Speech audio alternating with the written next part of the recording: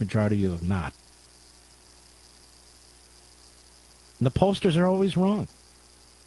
But we need to fight like we're behind no matter what. We need at least a 2-3% fraud margin as the Democrats are trying to register illegal aliens. We know this for a fact, as the Democrats are using federal and state offices to try and register Democrats.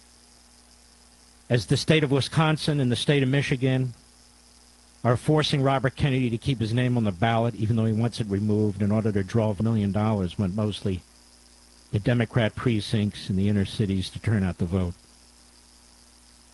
We know what's going on, whether the courts do, whether the media do.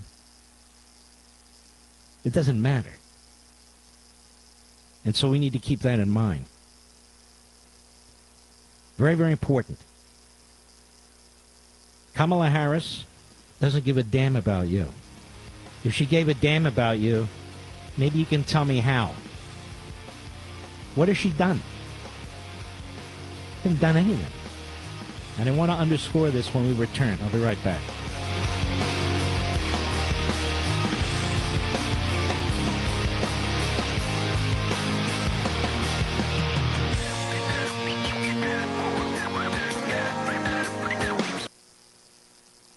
This is a special alert to all Americans who own a vehicle with less than 200,000 miles with an auto warranty about to expire or with no coverage at all. These days, you've got to do whatever you can to save money. One of the biggest expenses can be your car, especially when unexpected repair bills hit. Not anymore. CarShield is announcing a low-cost month-to-month vehicle protection plan.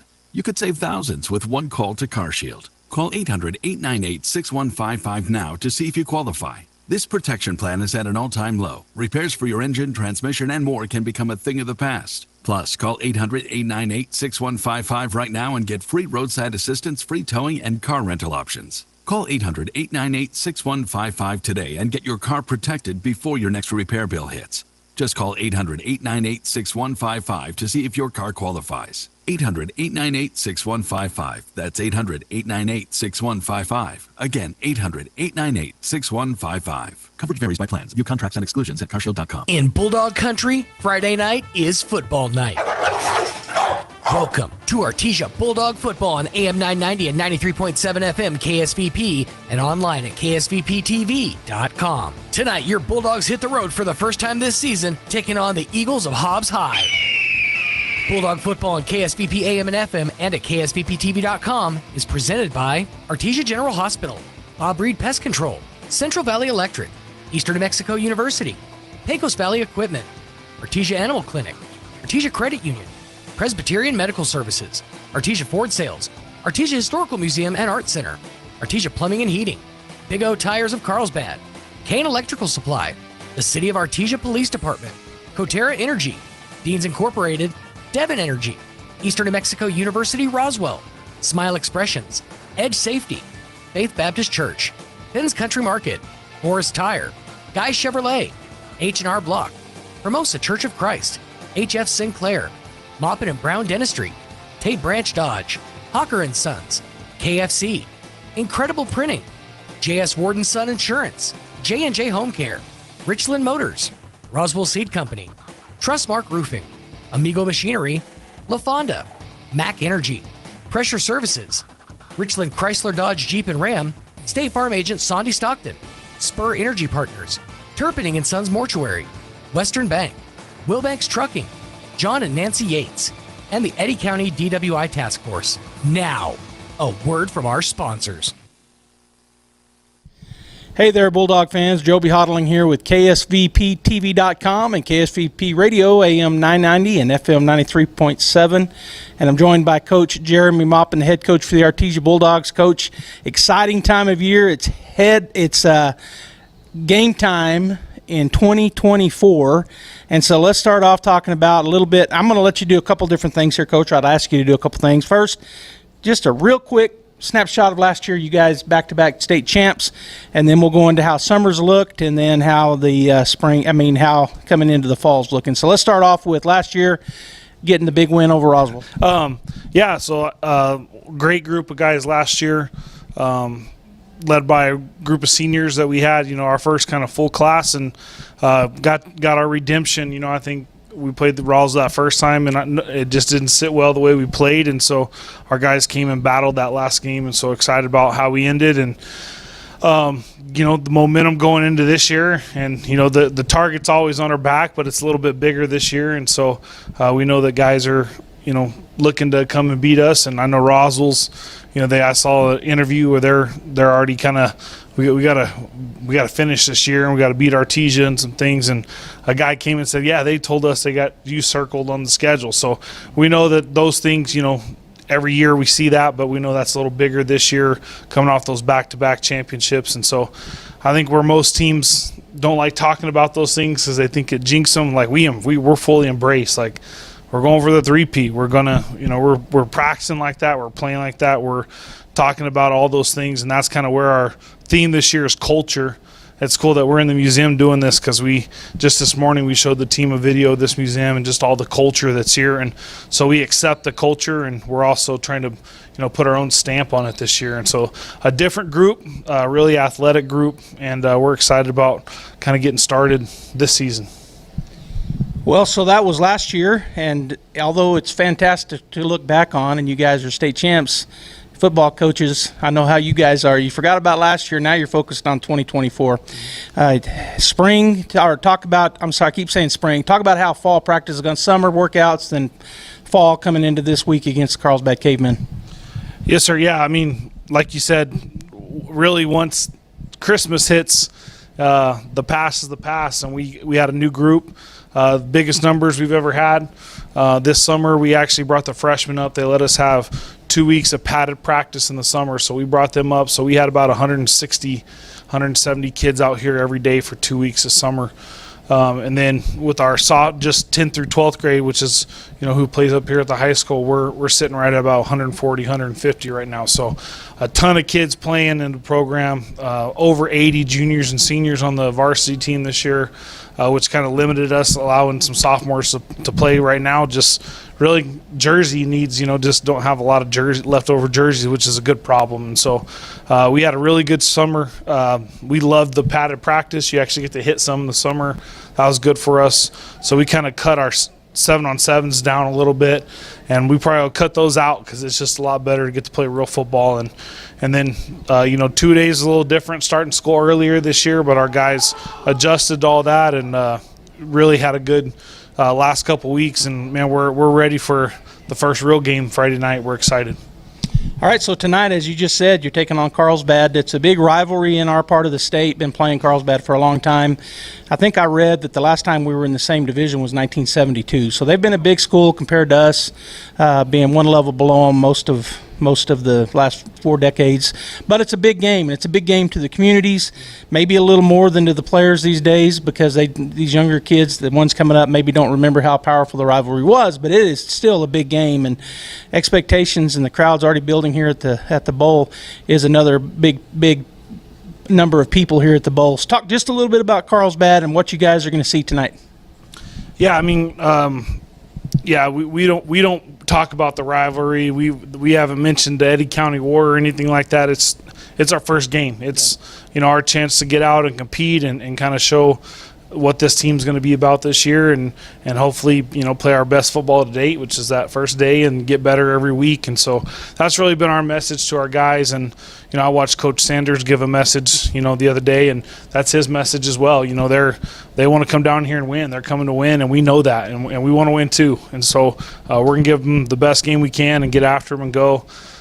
Good football team. Coach Sanders, his second year, really his first full off season, which it's always nice to get to implement your stuff. And I know he had a lot of focus on the weight room and stuff, and their linemen showed up this summer and some things that look pretty good. And so they got some skill guys. They got that quarterback back from last year. I know they're excited about him, and so good opportunity for us to start off with a 6A opponent and kind of get the season going.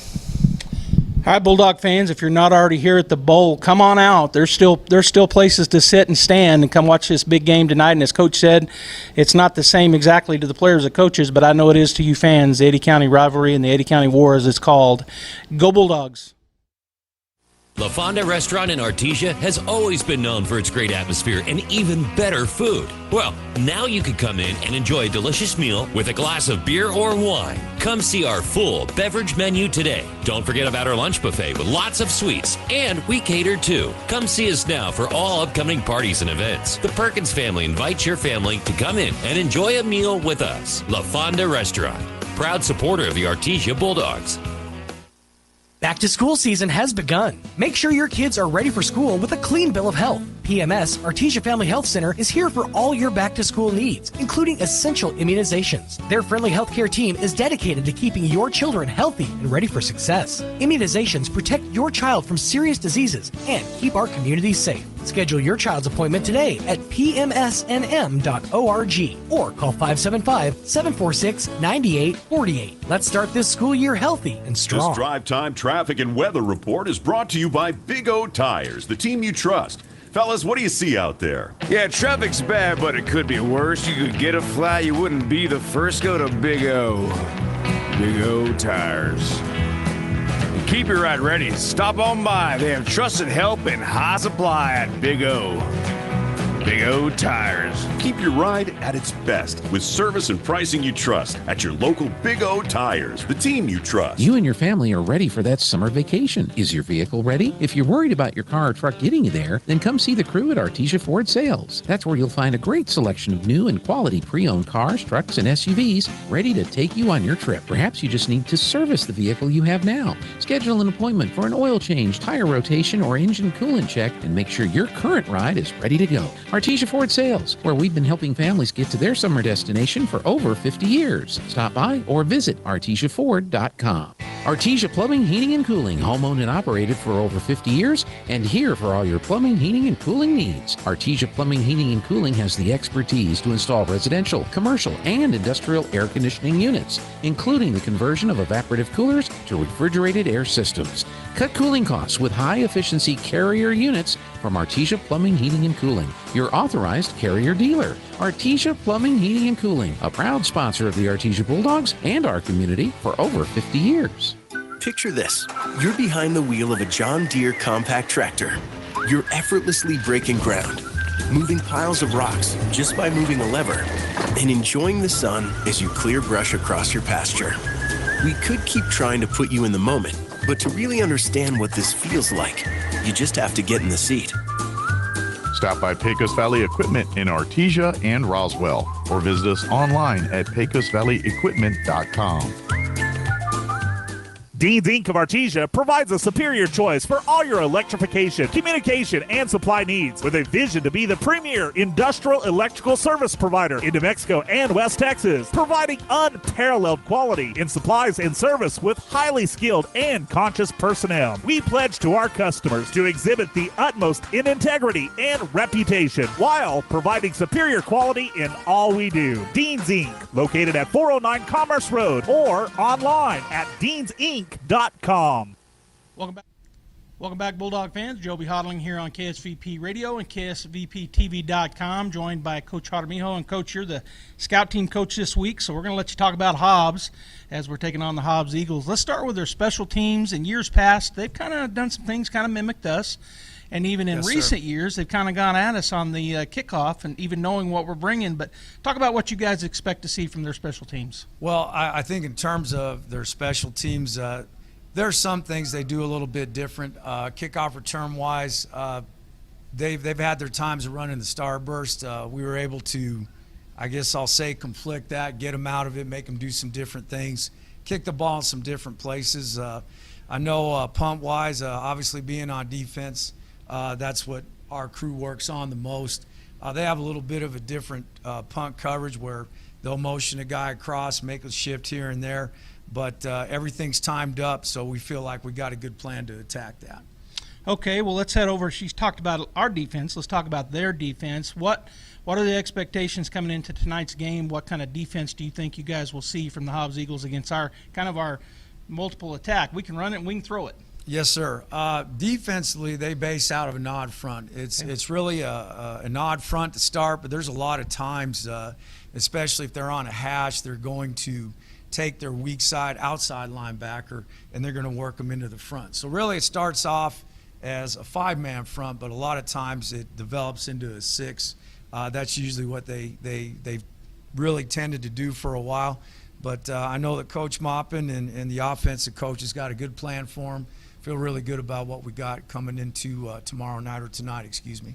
And before we go to the offensive side, I failed to ask this, but Hobbs it's one of the biggest, if not the biggest, high school in the state. Yes, sir. Year in and year out.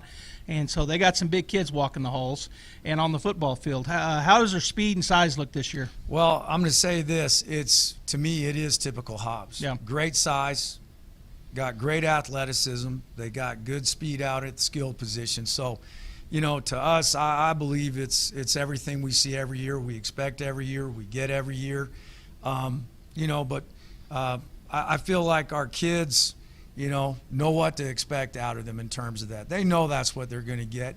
And I think another big plus is really, when our sophomores play them on Thursday nights, they know that's what they're going to get. So I feel like our kids are really got a good familiar vibe about competing against them in terms of that. So I feel like we'll be ready just in terms of that. I don't see it as something that's, sticking out to us or anything like that. All right, and the Bulldogs have some speed and size as well. So yes, sir. As we do every year. All right, well, let's go ahead and move over to their offensive side of things. They're going to try to score, and they're going to try to score a lot like any team, but they're kind of always set up to do that. What do we expect to see from them in terms of run pass, percentages, and then just what kind of style we're going to see? Well, when we broke down the numbers, they were 56% run, they were 44% pass, but I'm an old defensive coach, and I'm kind of old school, but really to me, the numbers are kind of skewed. I would almost call it a 70 to run, 30 to pass, because a lot of their game is based off of the run-pass option. They'll show you zone or they'll show you GT, and they're going to throw it out to the perimeter. And so really a lot of their throws are bubble routes to a slot, slip screen to a wide out, or a tunnel screen to a wide out. And to me, really, you set that up as really defending a run. They just want to, take you where they can inside, get it out to the perimeter, and try to let their skills make some plays. So we think they're going to stick to that MO. I feel like last week when they played Lovington, they had some success with that. And, I'll say this. I know they had a tough go last week, made some mistakes, had some fumbled snaps, but I fully expect they're going to be ready to go. They're going to fix their mistakes. I know that it's their home opener. So really, in a way, to me, regardless of what happened with them last week, they're going to be fired up to play at home, get that first home game. And I feel just as anybody else at Artesia plays, we're going to get their best shot. Yeah. We know everybody wants to beat us when they come up against us. And, I can say that being a coach in other places over many years in New Mexico, it is a big deal when you beat Artesia. And any day, any place, any level, and we expect no different from them. All right, Bulldog fans, coming up top of the hour, 7 o'clock, Friday Night Lights and Hobbs. Keep right here, KSVP Radio, KSVPTV.com. Go Bulldogs. Knowledge, J.S. Ward & Son Insurance Agency.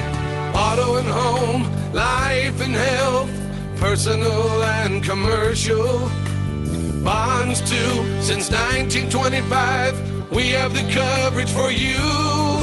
Innovation, service, integrity, and knowledge. J.S. Ward & Son Insurance Agency.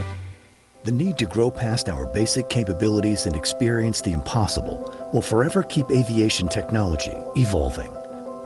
Within the Aviation Maintenance Technology program at ENMU Roswell, students thrive knowing that the faculty and community are supporting their success. ENMU Roswell is dedicated to empowering students through hands-on skills training in a nurturing environment. To learn more, contact us today. Attention sports fans! Come explore Carlsbad Ford's huge inventory. From sleek sedans to rugged trucks, Carlsbad Ford has a huge variety of vehicles to fit your lifestyle. The best cars, the best trucks. Come find out why Carlsbad Ford is the best in southeastern New Mexico. Oh, yeah! At Carlsbad Ford Lincoln, their team is dedicated to helping you find the perfect vehicle with the best offers available.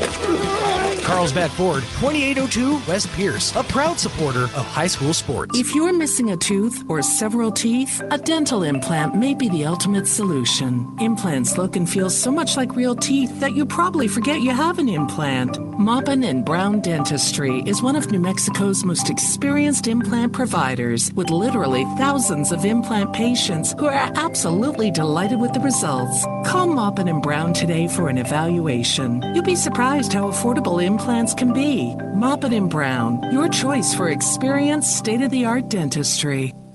Bob Reed Pest Control protects you and your home by controlling pests that invade.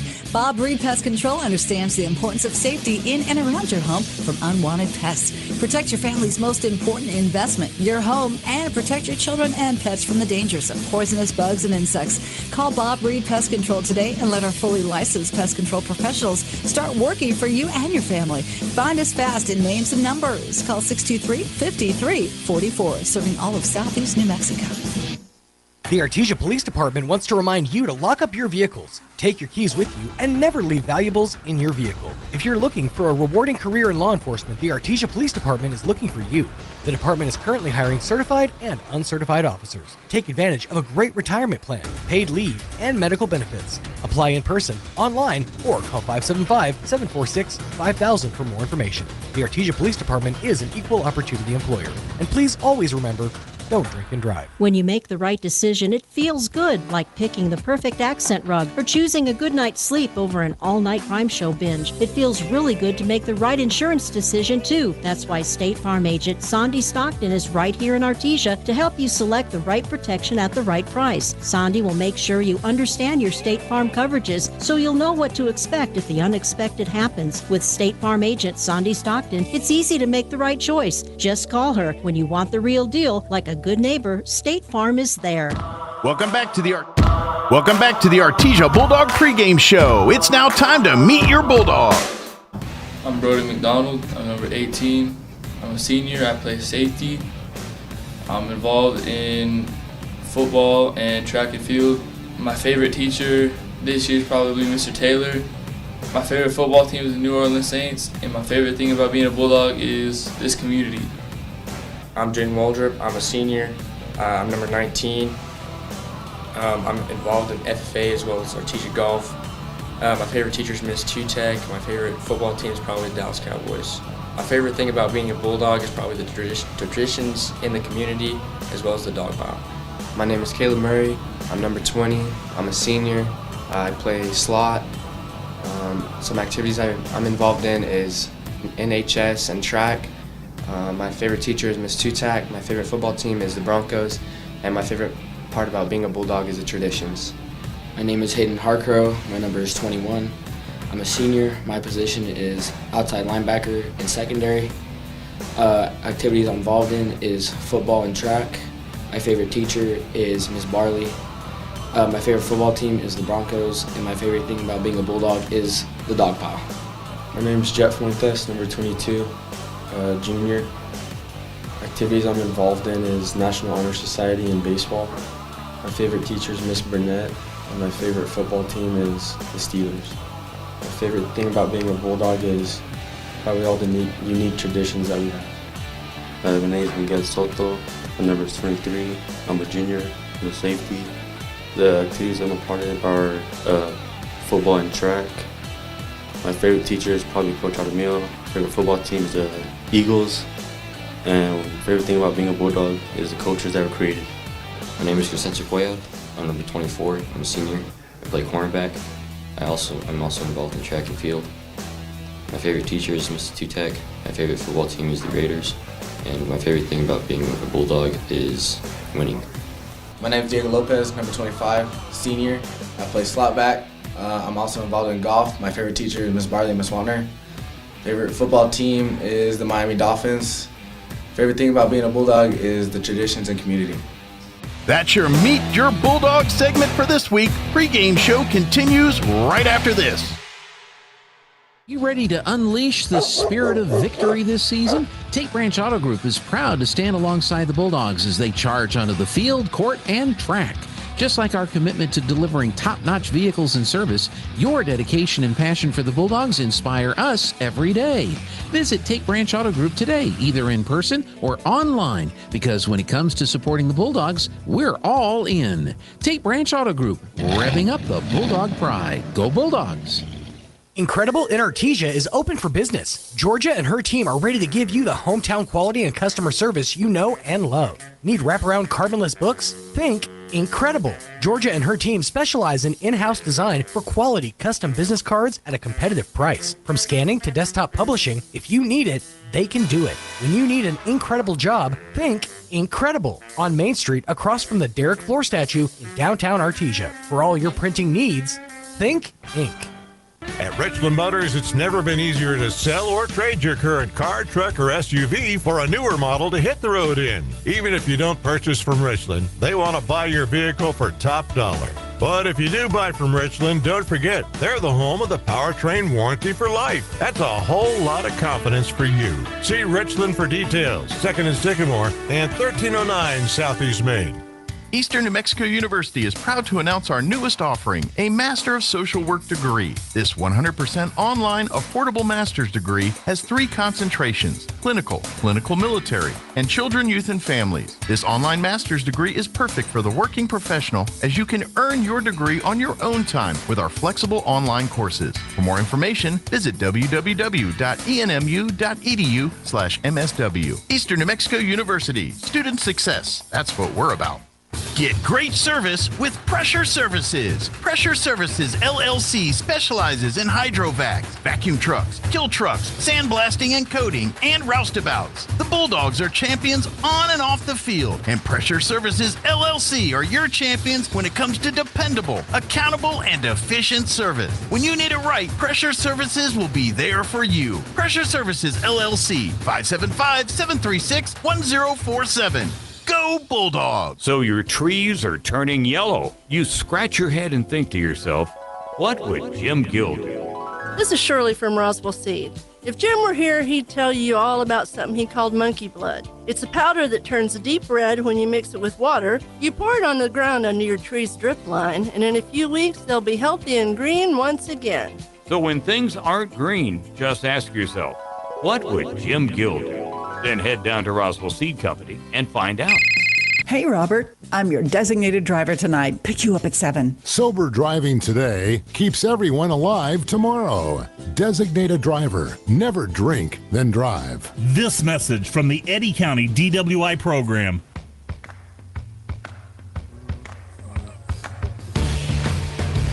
Bulldog fans, Josie Hobble and Robbie Blue here on AHS Radio, AM 990 and FM 92.7, and all the other social media outlets that we're on. And we're live at Hobbs Stadium, home of the Eagles, second game of the year, Robbie, and we're taking on the Hobbs Eagles. Biggest school, we just talked about it. We both think they're the biggest school in the state. They got a great facility here, and we're ready to play some football. We are ready to play some football. A lot of rich history in this rivalry with the Hobbs Eagles. Artesia and Hobbs go all the way back to 1931. I don't think you were around then, were you? I was not. Okay, I think Gene was, but I don't think you Could were. have been. But the teams have played in all but 8 of those years, and since then they've met since 1978 every year. This will be the 87th game played between the two schools. The teams were district opponents for a few years, but they haven't been for a long time now.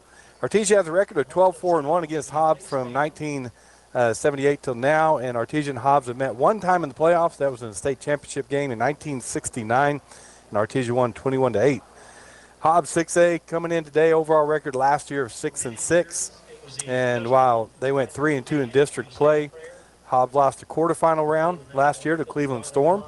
The Eagles lost their opening game last week to Levington 31-2. So the Bulldogs come in tonight winning the Eddy County rivalry against Carlsbad 44-7. So Hobbs needs a win tonight. We need to keep it going tonight. The Bulldogs have not won in Hobbs since 2016. And we were talking about that a little bit. We struggle over here a little bit historically. But coming in, there's been 42 games played in Hobbs with the Bulldogs having a 22-20 record. So that's better than most in a visiting stadium for a team against the Bulldogs. Over the last 25 games played against Hobbs, the Bulldogs are 17-8 overall. So overall, Artesia 51, and Hobbs with 51 wins, 32 losses, and 3 ties throughout all those years since 1931. Yeah, and I was looking at some of that same history earlier this week, and one of the things that I kind of forget about over the years, because I wasn't around when this happened, but back in the 50s, 60s, it was 2A was the big class. Mhm. There was 1A and 2A, and we were 2A along with all the big Albuquerque schools and Hobbs, which even then was, I think, quite a bit bigger than Artesia. But so, like you said, we weren't in the same division for very long, because as this more schools came on board, I guess, and we're playing football, they started separating out districts and basing it on student attendance. And, of course, Hobbs, a big school, and they've got all the facilities, they've got all the stuff. It's always enjoyable to come over here and get to call games in Hobbs, whether it be here or over across the street over there to Tasker Arena, across the parking lot, or wherever. And then their baseball field's too really good. The Bulldogs just coming onto the field, they're hitting the 50-yard line, came through the banner.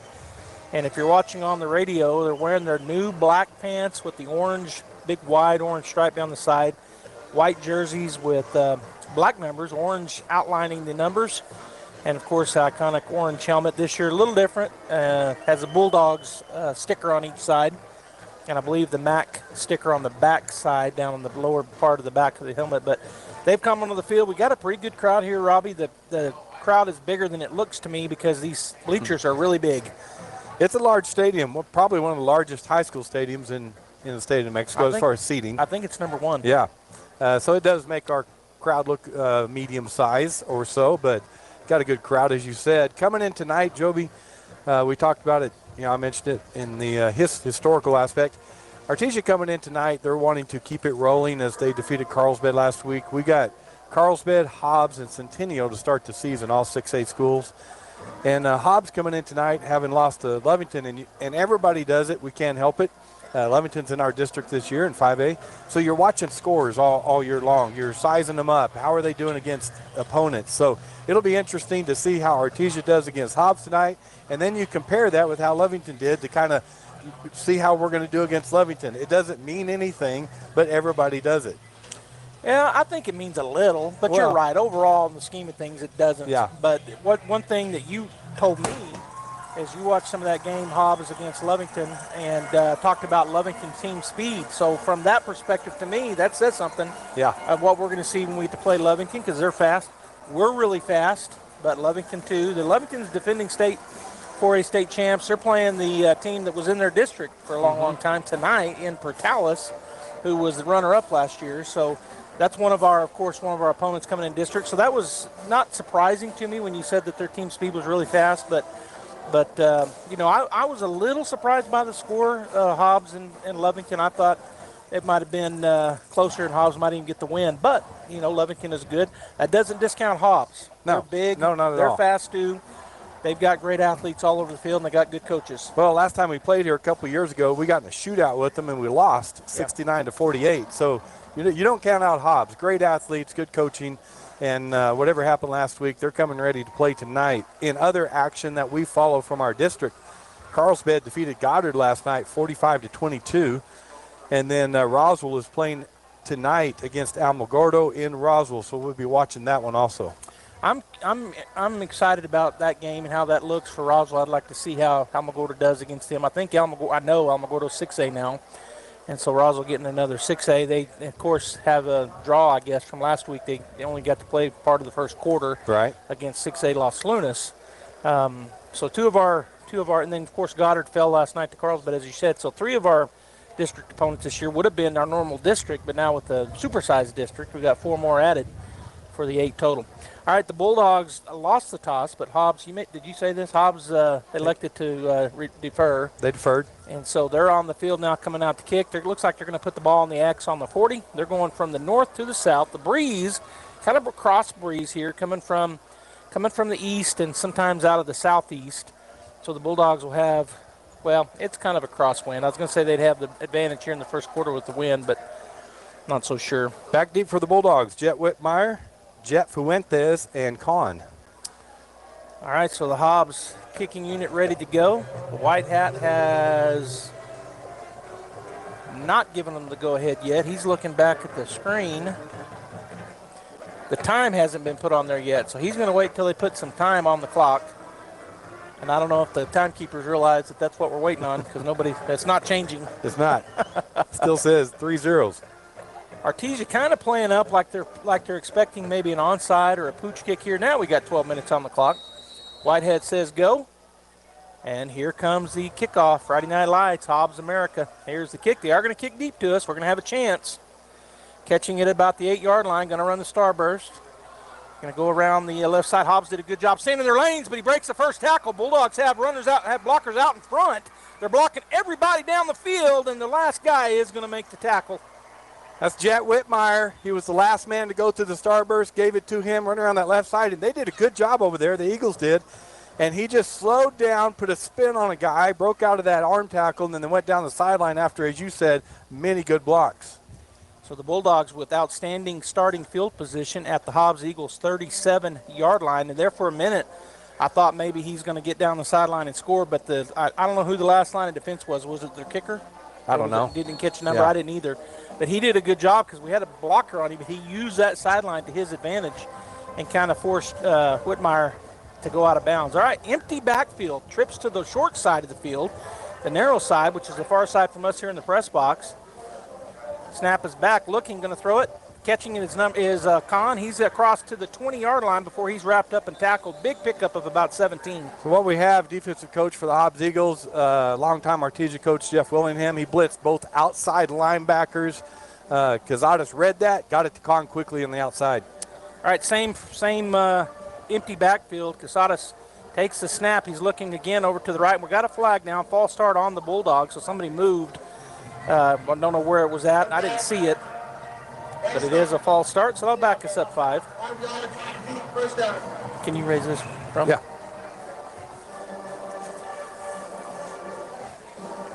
All right, so we'll be 1st and 15 at the 25-yard line of the Hobbs Eagles. 11:27 to go in the first quarter.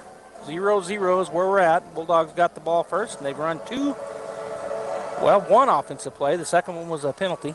Snap back, trips to the near side, which is the wide side. Going to turn and throw it into traffic, and the ball is behind and incomplete.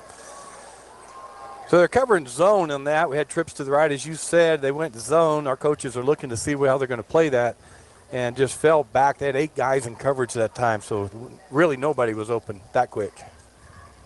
The intended receiver was number 25, Diego Lopez, just a little behind him. He almost pulled it in anyway.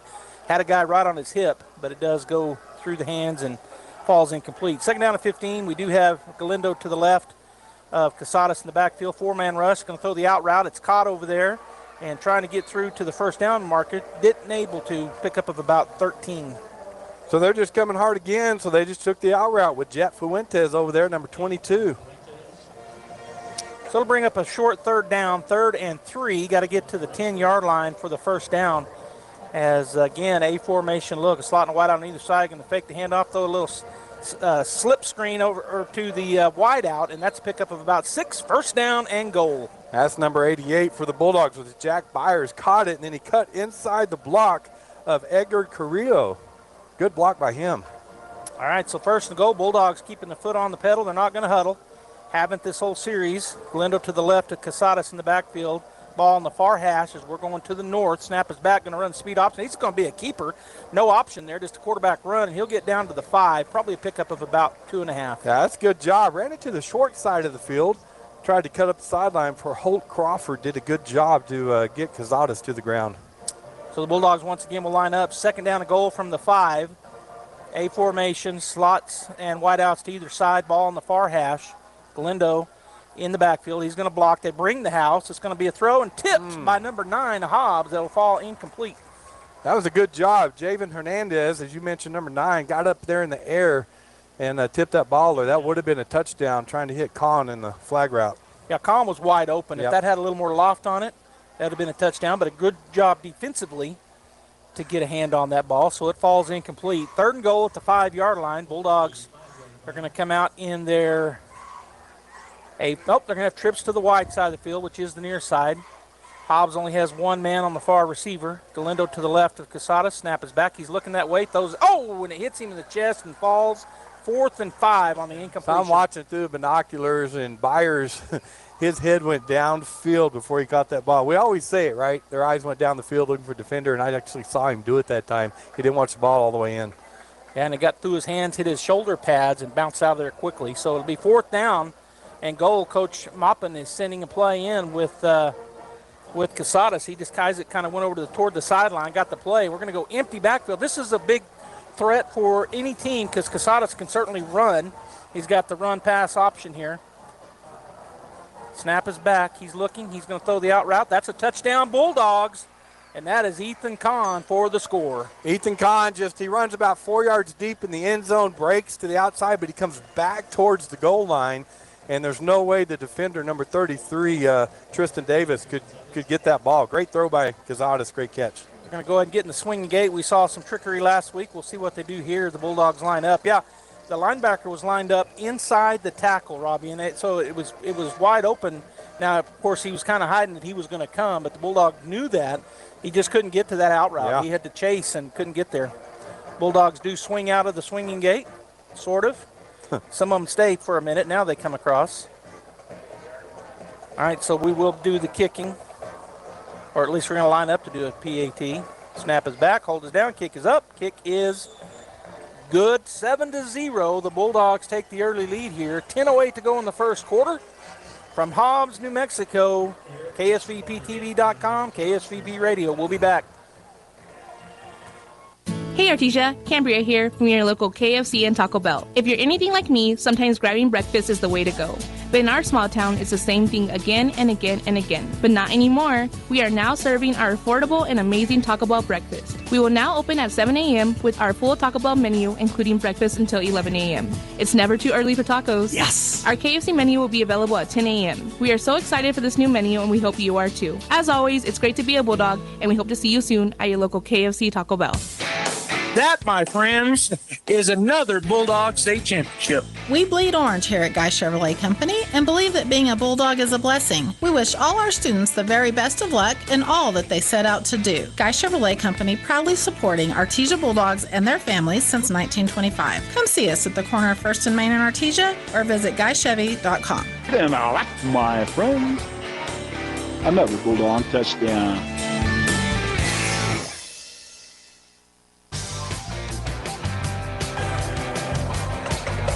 All right, we're back. We tried a little pooch kick. Hobbs did a good job covering it as the Bulldogs make the tackle. That was number 56. I bet I know who that is. Marco Soto. Yes.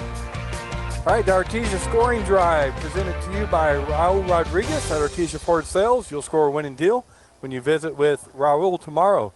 That scoring drive was 8 plays, covered 37 yards, 5-yard touchdown pass from Casadas to Kahn. Kick was good by Dominguez. Artesia 7, Hobbs 0 with 10:08 left in the first quarter. I didn't catch who caught that ball for Hobbs. Did you catch his number? Number 8? Yep, it was Kennedy. So good job by Kennedy. Go up high, bring that ball down. As a pretty good kick by the Bulldogs. All right, so they line up with the tailback behind the quarterback. Snap is back, looking to throw. Bulldogs rush 4. Steps into one. The receiver fell down. Oh, and our DB didn't realize it. He didn't realize the ball was in there. He could have chased it down and maybe even made the catch. That's Villa. I mean, it was good coverage on the sideline. As you said, he fell down, so Villa just kind of quit. The receiver's on the ground, but they had thrown the long ball to him. And let me get his number here. That was number 18 for Hobbs. That was going down the sideline, Chavarria. All right, so the Bulldogs line up in their defense as, again, Beatty, the quarterback, number 13. His running back is Kennedy.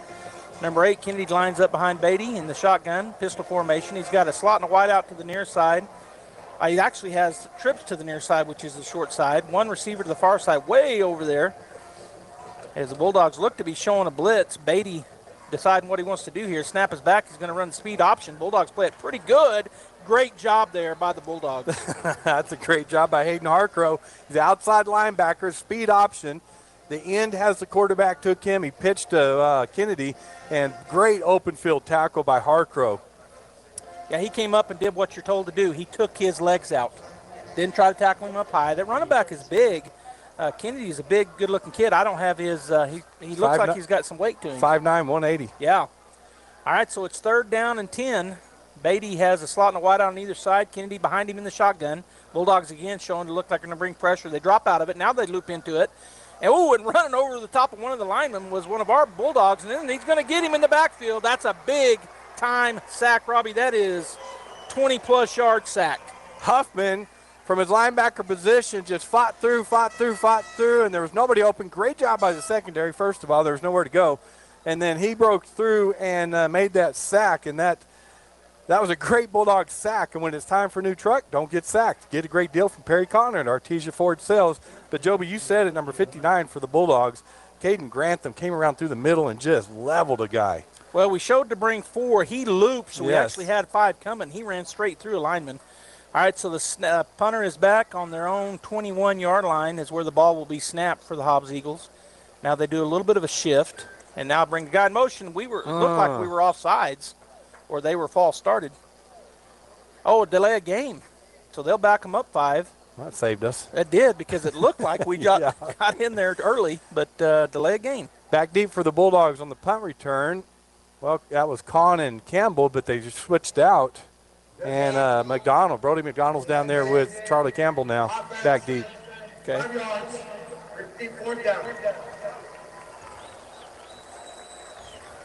So that backs them up 5. Now they're kicking from the 16. Should be good field position here for the Bulldogs. Maybe we can get a return out of it as well. They do that shift again. Now the number 4 goes into motion across the field. He goes forward before the snap, but they didn't call it. The high punt on the sideline. We're going to call a fair catch and catch it at about the 46-yard line. Hayden Hardcrow broke through there. He laid out, got his left hand, and just almost blocked that punt. He didn't, but he was right there. So the Bulldogs do have good field position again. They'll start at their own 46-yard line this time. Last time they started about 9 yards forward. We started on their 47. That's a good punt. Really good punt. High, gave plenty of time. We had to follow a fair catch. All right, a different look here for the Bulldogs. Got 2 running backs in the backfield, both to the right of Casadas. Slot and a wide out to the near side. We're going to run a speed option with that lead blocker. Good blocking out here by the Bulldogs. Calm with a great block. He'll get around the corner and then tackle by his face mask, it looked like. Must not have been because no penalty out, but a pickup of about 12. Yeah, they're calling that set the nasty set. That's what the Bulldogs call it. And just that speed option, Galindo using the speed to get outside, and Javen Hernandez comes up and makes the tackle on Galindo. All right, so the Bulldogs again up quick. They've got this new it's called Nasty. Nasty, a running back on either side of Casadas in the backfield. They're both going to flare out. He's going to throw the deep ball, and it's overthrown for an incompletion. Yeah, Bryce Parra, number 27, looked like he's running a post route or coming inside, and Casadas threw it on the outside. So a little mix up there by the Bulldogs. Maybe thought he was running just a straight go or a fade, and instead he was kind of running a skinny post. It wasn't a real deep, hard cut post, but it did look like a post. In any case, second down and 10. Going to line up in that nasty formation again, it appears. You might want to describe it if people don't know what that is. Yeah, it's a running back on either side of the quarterback in the shotgun. But this time there are 2 of them to the left. Casadas is going to roll out, and good job by the defense. That's a sack by Hobbs all the way back at the 50. So that was a little confusion on the Bulldogs again there. It looked like they're trying to run the speed option, but they didn't get the separation between the quarterback and the pitch man. And Peyton Davis, the 6', 195 junior linebacker for the Eagles, came and made a good open field tackle on Casadas. Yeah, it's not easy to tackle him by yourself, and he just got a hold of him and drug him down. Good tackle. So 3rd down and a long ways for the Bulldogs. 3rd down and 18 from the 50. Empty backfield. Casadas with trips to the near side, which is the wide side of the field. Twins to the other side. 3-man rush. He's going to throw it, and it's going to be intercepted at the 25-yard line by the Hobbs Eagles. It looked like he threw between his 2 receivers. Neither one of them did he throw 2 between them. Yeah, Eglins running straight down the sideline, and he had a little separation on his guy, and Casadas let that thing go. He only had 3 guys rushing him, so he didn't have to hurry that throw, but just kind of threw it right to the defender who, as you said, was splitting our 2 receivers, so threw it right to him. Yeah, the ball was between our inside guy and our outside guy, so it was like he, couldn't decide which one to throw to. I'm sure that's not what happened, but that's what it looked like. All right, so the first turnover of the ball game goes to the Hobbs Eagles on the interception. Actually, I think that's our first turnover of the year. Didn't have any last week against Carlsbad that I remember. Back into that I formation. Snap is back. Throws it across the middle. That could be and it would have been, but it was tipped. Boy, Bulldogs, 3 of them there, and just come up shy from an interception. Well, our safety was sitting back waiting to get that tipped ball, but Miguel Soto tipped it up in the air and to where nobody could get it. He didn't know he was back there behind him. Campbell was. He was just trying to make a play, but if he hadn't tipped it, we would have had that interception. All right, so they'll line back up 2nd down and 10. They're going to go an A formation look, which is our look in terms of the receivers. A slot and a wide on either side. Running back behind the quarterback, Kennedy, is behind Beatty, the quarterback, in an I formation look. Snap is back, looks to the right, looks to the left. He's got a man flying down the field. Bulldogs play it pretty good, and he does knock it out. That was good defense by number 33 for the Bulldogs. Yeah, Gabriel Henry running down the sideline just on a go route for the Eagles, 6'3", 200 pounds. And our corner, Adele Villa, right with him step for step. They were fighting for the ball. It looked like Henry was going to come down with it, but Villa knocked it out at the last minute. And Villa is 5'9", 165, so good job against a large receiver out there. Yeah, he got his hand in there. It was going to be caught. He had it in his hands, and Villa stripped it before he got to the ground. All right, so 3rd down and 10. Eaton with the snap turn. He's going to hand it off for the first run of the ball game for Hobbs. And that's going to be a 1st down and more. Breaking free. Bulldogs going to have to hurry to catch him. Can they chase him down? It looks like we can, so we will take the touchdown, but big run there for the Hobbs Eagles. Number 21, Wright. He's a sophomore running back, 5'9", 170 pounds, just kind of off right tackle there, and then no one was in the middle. He just broke up the middle, but started going left before Miguel Soto ran him down from behind. It was really good blocking. They kind of base blocked and opened it up. As you said, nobody there for the Bulldogs. So Hobbs will line up on the ball, and they're going to have, for right now, what appears to have 3 running backs in the backfield, one on either side of Eaton, and then the one tailback in Kennedy behind him. Snap is back. They're going to run it to Kennedy. He's going to go spin from a tackle. Looked like we had him, and he's going to get down inside the 5-yard line before he's finally tackled. That was a good job. Our outside linebacker, Harker, was there, and he just put a good move on him, broke out of the arm tackle, and then picked up about 5 more yards for Huffman, made the tackle. So before that long run, they had not run the ball at all, and then now they run it twice and picked up, well, that's not quite a 1st down, but pick up a big gain and then pick up 9. 2nd down and 1. Snap is back. Beatty looking to throw. Bulldogs trying to get there. That is going to be, they're going to say a touchdown. Boy, it took them a long time to decide. Yeah, it did.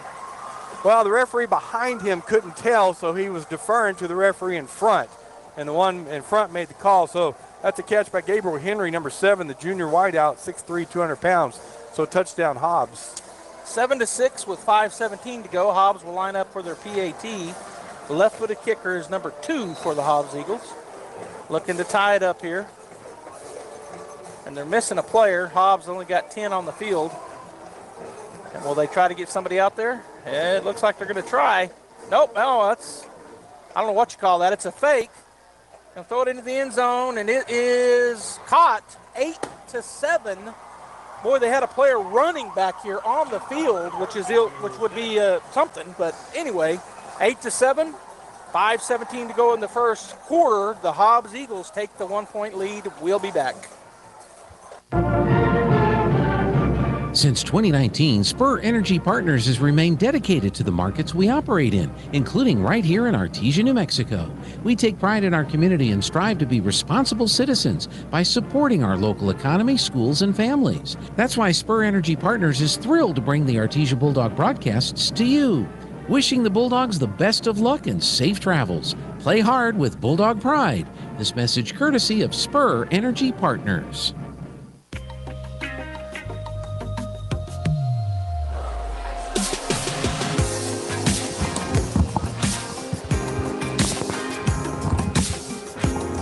All right, Bulldog fans, welcome back here. Jody Hodling and Robbie Blue. And Robbie, the Hobbs Eagles just made a statement. They come out and they get down the field really on one big play. Yeah, it was a good running play by them, all the way down the field by Wright. But that scoring drive by the Hobbs Eagles, 5 plays, covered 77 yards, 3-yard touchdown pass from Beatty to Henry. 2-point conversion was good. Hobbs 8, Artesia 7. Little pooch kick, left side. We're going to come up and let it bounce and then pick it up. getting around the right side and going out of bounds and then hit way late. So it'll be 1st and 10 for the Bulldogs at their own. Looks like they're going to mark him down at the 29-yard line. That was Caleb Murray that I thought he was going to catch it in the air, and he let it bounce right in front of him and caught it. That was amazing he did that, but he's a 5'7", 160-pound senior for the Bulldogs. Yeah, it looked really strange. I didn't know what he should have caught it in the air, is what we're saying. All right, so it didn't, but it worked out. So the Bulldogs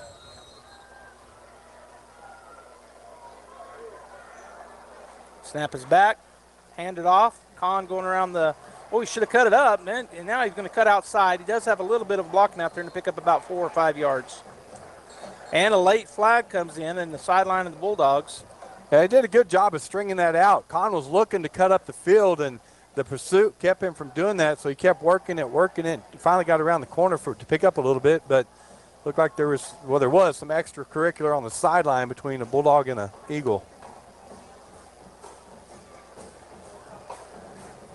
So they're talking about it, the white hat talking to the sideline judge over there, and we'll see what the call is as he steps forward. They got the speakers on. I got personal foul, offense, red flag, personal foul on the defense, no penalties on 10, personal foul. So he did say 2nd down, didn't he?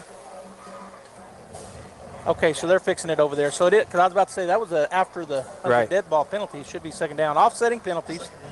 Bulldogs going to go quads to the right side, which is the wide side of the field. They're going to flood it. Of course, it looks like there's confusion as they haven't started the play clock. Now they finally do. They're going to go a little bunch set. Snap is back. Going to throw it over here. And getting by the first wave is Kahn. He'll get out to about the 37, maybe the 38-yard line. Look like they're going to mark him down at the 39. So just getting a quick pass into his hands. The receiver's out there blocking. And number 42 for the Eagles, which is Diaz Castro, made that tackle. All right, they're going to do the same thing on the wide side. A set of quads over there. And it was 1st down, so they're having to stop. They're waiting to get the chains marked over there. They did have the clock stopped, so now they'll reset. All right, so that set of quads in tight. One receiver to the near side. Casadas in the backfield by himself. Snap is back. He's going to throw the exact same play to the other side. This time they don't block the outside guy. So a while ago they blocked that outside guy, and we were able to get around. That time, no such thing. Yeah, it's some mental errors. Last drive and then this one. That was a great play by Orozco for the Eagles, but we got 3 guys out there. They have 3 guys out there, and 2 of our Bulldogs went after the same guy. Left him unblocked. Line up quickly. Same exact set. Quads to the near side in that little group. He's going to look to the far side, now go down the field, and he's going to throw another interception again, way overthrown. Didn't look like he knew where he wanted to throw it. Threw it right to Hobbs. Yeah, Galindo was right there. He was running that seam, kind of almost a chair route or a hitch and go. And Galindo was right there, just a little bit short. Safety broke in front of him and caught it. So that's a new formation for the most part. So Maupin trying to get some new looks here with new formations tonight. We've seen 2. First down at the Hobbs 43. All right, so 1st down Hobbs at their own 43. Great starting field position after the 2nd turnover, 2nd interception on the Bulldogs.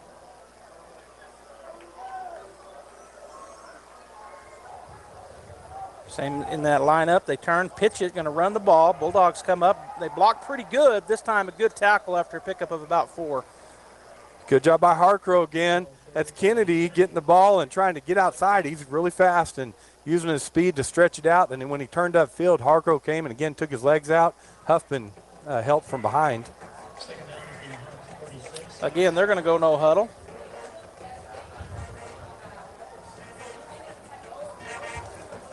Same looking formation, a slot and a wide on either side. Snap back. Eaton looking to throw, goes to the right side to his tailback out of that backfield, and he'll pick up about 4 more yards. It'll be 3rd down and short at the Bulldog 49. So it seems like Hobbs has settled down a little bit after that first drive where they went backwards instead of forwards. 2nd drive went down and scored, and they're moving the ball pretty decent this drive. So they've actually marking back at the 50, must have stepped out of bounds. So it'll be 3rd down and 3. Bulldogs looking for a big stop here. Not sure it's not in 4-down territory for Hobbs, but they'd like to make them make a 4th down play, so trying to get them stopped here. Down to 13 on the play clock. The quarterback Eaton still looking over the sideline. Actually, everybody on Hobbs offense looking at the sideline. Trips to the near side, which is the wide side. In the backfield, Kennedy behind Eaton in the quarterback. Now we're going to have a timeout taken by Hobbs. We'll take one as well. It's 8-7, 2:35 to go. The Hobbs Eagles with the 1-point lead, and we're on the first quarter here on KSVP Radio and KSVPTV.com. We'll be back in 30 seconds. There really is no one quite like you, and no one quite like the ones you love. At Turpening & Son Mortuary, they take pride in providing families with the best service possible. The phrase, "we make it personal," is not just a tagline. It's the way they conduct themselves every day as they honor the ones you love in their own unique and special way. Located at 611 West Grand in Artesia. Visit artesiafunerals.com to learn more. Turpening & Son Mortuary, proudly serving our community and your family since 1954.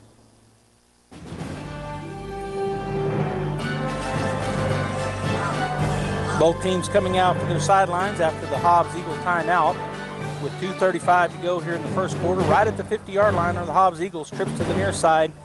Eaton, the quarterback, in the shotgun. He's going to throw. He's got a guy coming down on him hard. It's a throw, and it's going to be incomplete. Boy, Grantham got there in a hurry. Yeah, I was just thinking they've double-teamed Grantham half the time, and then the left tackle's done a good job on him tonight because Grantham's a beast, and that time he broke free. And there's no way he could hit that receiver, so good pressure by him. Just a good job by Eaton to get rid of it and not take the deep snap or the deep tackle because now it's 4th and 3 instead of 4th and 10 or 4th and 8. Now he's going to back up. Look like he's in a punt formation. Bulldogs stay in regular offense or defense.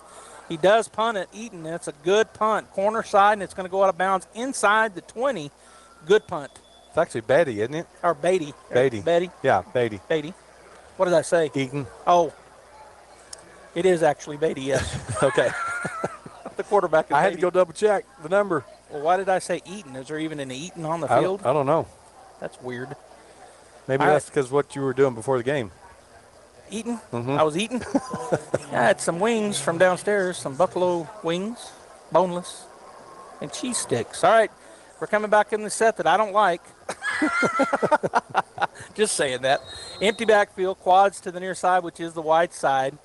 Casadas looking over the defense. Snap is back. He's just going to run a straight run up the middle, and he's going to be dragged down, and a penalty flag coming in. We'll see what the flag is. Pickup of about 7. That's the nose guard for the Eagles. They got a hold of him, Myradith, and he is 6'2", 330-pound junior. I was looking at it before that play, and I thought, boy, that nose guard's got some good size on him. Well, he does. He's 330 pounds. So I didn't understand what he said, and I was looking down when he made the signal, but I think it was a holding. Okay. Yeah, I was looking down when he signaled, and then with the loudspeaker, it was just kind of making a vibration sound. I didn't understand it. So holding call backs the Bulldogs back to the 7-yard line. So first down and a bunch to go. Same set, quads, empty backfield. Casadas looks. He's going to throw a stop route. It's going to be caught.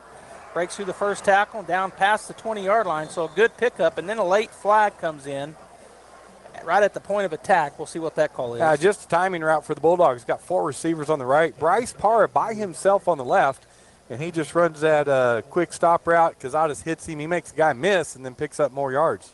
So it was a face mask. That's what I thought it was. I thought I saw his head, but they didn't. It wasn't a intentional face mask. So it's a 5-yard penalty, and that will be a first down for Artesia with 2:01 to go here in the first quarter. Well, that sure helps when it's 1st and 18 from your own 7-yard line. Pick up first down on the first down. Right. And, Hobbs, there were 3 guys over there around him. So they have 1 receiver there, 3 defenders, which maybe the Bulldogs are looking at something. They're going to have that bunch set real tight this time. Going to run a speed. No, not a speed option. Just going to run with Casadas. And, boy, Hobbs played it well. But then Casadas steps up inside. He's going to pick up almost 10, maybe 11, 12 yards. Good run and good blocking. We're going to see that all year long because he is a massive threat running the ball, and that's Casadas. Played slot all last year. And, boy, he just was patient, and he's strong and broke some tackles and picked up a first down. Yeah, pickup of about 12. It'll be first down and 10 at the Bulldog 38. First down at the trips bunch on the far side of the field where they're in narrow. We're going to run that way and look to throw it. Boy, he's got a man wide open if he can set and throw it. Hobbs is going to get him down, and luckily didn't fumble it. Boy, he had that ball out like in the bread basket. Yeah, it's a lot of patience on his part. Rolling to his left, and he squared his shoulders around and looked, but you got to have that clock in your head that says, I just need to run. That was a good play by number 33, Tristan Davis, the senior linebacker for the Eagles, made the tackle. On the backside, Ethan was wide open, but he was deep. And I think Casados was thinking, can I spin around and throw this? And he just wasn't able to do it. All right, so now we're back into our normal, A formation, a slot and a wide out. Going to snap and throw it over here to the left side, and it's knocked down. They come in free because we'd set up the screen, and a good job by Hobbs to get up and knock that ball down. Yeah, trying to get it to number 20, which is Murray. And the number 15 for the Hobbs Eagles got up in the air, and I don't have his number on the roster, but he got up in the air and just knocked that screen pass down. All right, so it brings up a long third down for the Bulldogs. 3rd down and 18 at their own 30-yard line. Trips to the near side. It is the wide side of the field. Ball on the far hash. Galindo to the right of Casadas in the shotgun. Snap is back. He's going to roll to the right side. Going to throw it. It's going to be caught and immediately grabbed and stopped after a pickup of 11, but well short of the first down. That was Takan, just that easy out route that they do, and be able to pick that up. Number 42 came up and wrapped him up, and then he was trying to strip the ball, and that's Diaz Castro. Looks like the Bulldogs may go for this, Joby. Yeah, 4th down and 9 at their own 39-yard line. Still looking over at Coach Maupin calling a play from the sideline. Empty backfield. Casadas will back up after telling the offensive line. He's backing up like he's in a punt formation. Trips to the far side. Snap is back. He is going to punt it. And it goes off the side of his foot. It's caught. And going back the other way is number 5. Luckily a Bulldog right there. That could have been dangerous, but they get great field position. Yeah, I just wanted it to look like off side of his foot, kind of a shank, and went over to the side, and Jacob Diaz, a senior for the Hobbs Eagles, caught it. And boy, he had some open ground, but number 27, Bryce Parr, got him from behind to keep him from going any further. All right, so it'll be 1st and 10. Another great field position here for the Hobbs Eagles as they have it at the Bulldog 46-yard line. Ball on the far hash. The quarterback, Beatty, will stay in that shotgun. He's got 2 running backs in the backfield with him. We've seen multiple formations really out of both teams here early in the first quarter. And by the way, there's 15 seconds left in the first quarter. Beatty takes a snap, turn, hands it off to the right side up back. He's got room. He's into the secondary before he's drugged down after a pickup of 8. Ricky Gonzalez, senior, 5'8", 205 pounds out of the backfield there. And what the Bulldogs are doing, we blitz those linebackers, those middle linebackers, the 2 we have in the side. And that opens up a gap. If they just seal it, well, those running backs are going right off tackle, and it's open. 2nd down and 2 as we head into the second quarter. That is the first quarter. 8-7, Hobbs over Artesia. We'll be back in 1 minute. Wilbanks Trucking Services in Artesia is seeking dedicated and motivating individuals to join their team. Immediate openings include CDL drivers with pay starting at $25 to $33 per hour depending on experience. Riggers with pay starting at $20 per hour, and open positions for owner-operators. Wilbanks Trucking Services offers full benefits including medical, dental, vision, 401k, and housing for out-of-town employees. For more information on career opportunities, please call 575-746-6318 or online at wilbanks.us. Wilbanks Trucking Services is an equal opportunity employer. Kane Electrical Supply is your #1 distributor when it comes to the top-of-the-line inventory. Kane Electric carries name brands such as Appleton, Burndy, Fluke, Cooper Lighting, Hoffman, Phillips Lighting, iDeck, Klein Tools, and Square D. Kane Electric has your professionals and will assist you with any information you may have on electrical supplies. Kane Electric delivers on location too. Come by Kane Electric today in Artesia at 1911 North Roselawn.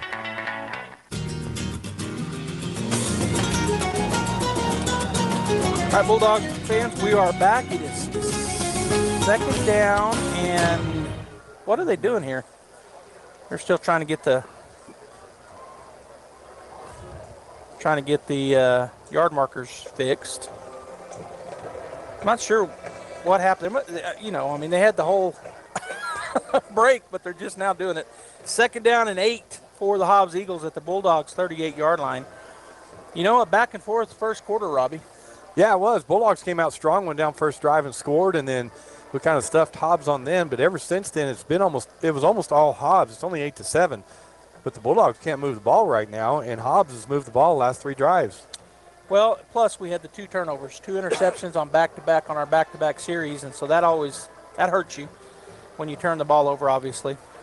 So they're still talking. I'm not sure what happened on the field with the officials. Hobbs coach is kind of out on the field, waiting to see, I guess, what the white hat and the FAR officials talking about. Next week, if I'm thinking right, we travel over to Centennial. Is that right? Yes, on Saturday at 1 o'clock. So it'll be a Saturday game next week here on KSVP Radio and KSVP TV. I hope that you go, though. If you're not here at the ball game tonight, I hope you're able to go over to Centennial next week if you're watching or listening here on KSVP. But, of course, if you can't, we'll be there, and thank you for tuning in. We've got fans all over the world, Robbie. I mean, you know, the saying, and I think it was because of the National Geographic that came and did a story on Bulldog Bowl. It's called, you know, we call it World Famous Bulldog Bowl, but we've got fans, we've got Bulldogs, and every high school I'm sure has people they scatter across the globe. Yeah. But the fans for Artesia, they stay Bulldog, bleed orange, Artesia, and they'll tune in wherever they're at. Yeah, Gene will give us the analytics every now and then from a football game, and there'll be so many countries and how many continents are people watching on and how many countries. I mean, it's amazing. Last week we were up to, on Monday morning, over 31,000 views. Snap is back. Bulldogs are there. Boy, they hit him hard on the backside. That is a big-time sack. It'll bring up a long 3rd down. That's Hayden Hargrove. Came on the outside blitz back to the quarterback's blind side. Couldn't see him coming. Never saw him until he hit him. And that was a great sack. And that sack, okay, I'll just start it. What a great Bulldog sack. When it's time for a new truck, don't get sacked. Get a great deal from Perry Connor at Artesia Ford Sales. Yeah, that was one of those hip jars for hip jarers. Because Beatty took it in the hip, and boy, it jarred him. But he's big. He's tough. He got right up, and I know it hurt. I didn't feel it, but I know it hurt. All right, Bulldogs looking to show blitz again. 3rd down and 11 after the big sack. Snap is back. He looks for a quick throw. It's going to be caught and tackled about the 40-yard line. So short, but I'm sure in 4-down territory. Johnson and Huffman, the 2 linebackers, line up in the A-gaps like they're going to blitz. That time Johnson pulled out, immediately came to the side, and as soon as that receiver caught the ball, he was right there to make the tackle. Go ahead. I was going to say they picked up yards, but he was right there. Yeah, pickup of about 6. It'll be 4th down and 4. As he'll have a running back on either side. We've seen 2 long, good runs when they lined up in this set. Bulldogs looking, of course, to stuff it. Snap is back. He's not going to hand it off. Bulldogs bring the blitz. It's going to be over the middle. It's going to be caught. We were right there, Robbie, but we made the tackle right on the spot, but a pickup of 5 yards. Yeah, he threw that on a rope to Justin French, the junior 6'2", 170-pound Eagle receiver, and he brought that out of the air and picked up the 1st down. All right, so Hobbs continuing to look to their sidelines to see what the play will be. Trips to the far side, which is the wide side of the field. And Beatty, the quarterback, has a running back behind him in the shotgun. Snap is back, fake the handoff, looking to throw it. He's going to throw it deep. He's got a man. It's going to be picked off by the Bulldogs. Coming the other direction to the 10, to the 15, cuts back. There's this flag back there, cuts through the traffic, and finally tackled at about the 30-yard line. We'll see what the flag is, but it was after the interception, so it'll be Bulldog 1st down. Just a go route down the right sideline, throwing it deep, going for the big score. And number 29, Tootie McNeil, the junior secondary guy for the Bulldogs, played it well, went up, got it a high spot, and then just brought it back down the field. So great job by McNeil. An illegal block on the Bulldogs. Boy, and that was, well, where the flag was thrown from was way out in front, but maybe they saw it from out there and just threw it at it. But it was after the interception, so turnover back to the Bulldogs on an INT. And that interception was huge, just like the awesome deal you'll intercept from Justin Edwards at Artesia Ford Sales. So from the 30 back to the 20 after the 10-yard mark-off, it'll be 1st and 10 for the Bulldogs. And the guys over there running the sideline, they don't know what they're confused. All right, so it'll be 1st and 10. They got to get those set. The white hat's looking, and now he'll say go. He'll blow the whistle, and the Bulldogs can go. Standard A formation Casadas with the running back, Galindo to his left. Slot and wide out on either side. Going to turn, hand it off. Galindo trying to pick his way, and he does. He bursts through after great blocking. He's the 40. He's the 45 to the 50. He is fast to the 30. Can they catch him? They're going to try. 10, 5. Touchdown, Artesia. Great blocking, Robbie. That's what you do when you give it to an all-state running back like Galindo. You get him some blocking, and his speed takes over. He broke up the middle. He turned some guys around, and Adrian Moore was the one Eagle that had a chance to catch him, and it looked like he was catching him, and then Galindo recognized it and broke towards the middle of the field. So a big 80-yard touchdown run on the first play. Bulldogs go in motion, and now will come swing out of it. There's a lot of stuff going on here with the Bulldogs. They're going to go in a different look. This is going to be a two-point conversion try, it appears. And Warren, the quarterback, the junior quarterback, is in that spot with 9 seconds. Snap is back, fakes the handoff, and he's going to be tackled immediately. Nobody blocked that guy, and there was no chance. Now, that's number 33 came flying in there, Tristan Davis. Like you said, nobody blocked him, and Warren kind of ran into the running back there and got off the timing for whatever he was trying to do. So just no chance for Warren. All right, Bulldog fans, it is now 13-8 Artesia, 9:45 to go in the first half. We will take a 30-second timeout and be back. Hawker & Sons of Artesia, a company specializing in excavation and construction, is proud to support and provide construction services to the people and businesses of Eddy County and the surrounding area. With their expert knowledge of the industry, Hawker & Sons is well equipped to offer top-level service and professionalism to all oil field businesses, commercial and private parties with excavation and construction needs. Call Hawker & Sons today at 575-365-3175 or visit their website at hawkerandsons.com. Go Bulldogs! This touchdown summary brought to you by Raul Rodriguez at Artesia Ford Sales. You'll score a winning deal when you visit Raul. Artesia Bulldogs, one play, 80-yard touchdown run by Galindo. 3-point conversion, no good. The Artesia Bulldogs 13, Hobbs Eagles 8 with 9:45 left in the second quarter. And the kickoff, we're going to go a little squib kick over to the right side this time. Backing up, making the play at the 28-yard line was the Hobbs Eagles. He gets by the first two guys, and then he's going to run out of bounds. Boy, it looked dangerous there for a moment, but he is out of bounds. That's Kennedy. They were starting running back. He just waited for that ball, took it off the ground, off the turf, and then weaved up that sideline before number 23, Miguel Soto, for the Bulldogs, was able to get him out of bounds. So another great field position for the Hobbs Eagles as they start at their own 41-yard line. They're huddled up on the sideline. Bulldog defense out there. We've had a couple of turnovers by the Bulldogs, and we've had one by the Hobbs Eagles. All three were interceptions. And Hobbs will come out now. They got a big offensive line. We were talking about that earlier, but, boy, they're big. We're pretty big, too, but they look even bigger than us. All right, so kind of an X-back, and then a slot and a wide out to the near side, a receiver to the far side. Number 2 goes into motion, crosses the path, snap is back, turn to hand it off, and the Bulldogs this time right there, a pickup of about 1. Yeah, the linebackers stayed back that time. They didn't show any kind of blitz at all. They read their keys, and Huffman stepped up in there and was the first Bulldog to put a hat on him for a really short gain. And it was a hard lick, too. I mean, the running back, Kennedy, came through hard. Huffman hit him hard. There was a collision. 1-yard gain. Second down and 9. We're down to 9:18 and counting in the first half. The Bulldogs lead 13-8 over the Hobbs Eagles. Beautiful sunset. Look across there. Clouds and the pink sky. Just a gorgeous sunset here at Watson Memorial Stadium in Hobbs, New Mexico. All right, the quarterback, Beatty, in the shotgun. Going to turn, hand it off to his running back. Bulldogs read it again perfectly. That might have been. Now, I think he did get back to the line of scrimmage, but no gain. And that's our adjustment to that running game that was hurting us. We were blitzing those linebackers, so now they're sitting back, and they're just reading their keys. And Johnson that time came flying across there and put a big hit on Kennedy. All right, that brings up third down and 9. They got 1 on the first play, none on that one. Trips to the near side, ball near the middle of the field for the Eagles on their own 42-yard line. Beatty looking over the defense. Bulldogs jump off sides. That'll give them an extra 5, so it'll be a shorter third down conversion. That's a good job by Beatty. He just gave him a hard count, and both ends stepped across the line. Got both of them. It'll take the Hobbs Eagles out to their own 47-yard line. It'll be third down and 4 instead of third down and 9. That's always handy when you get the defense to do that.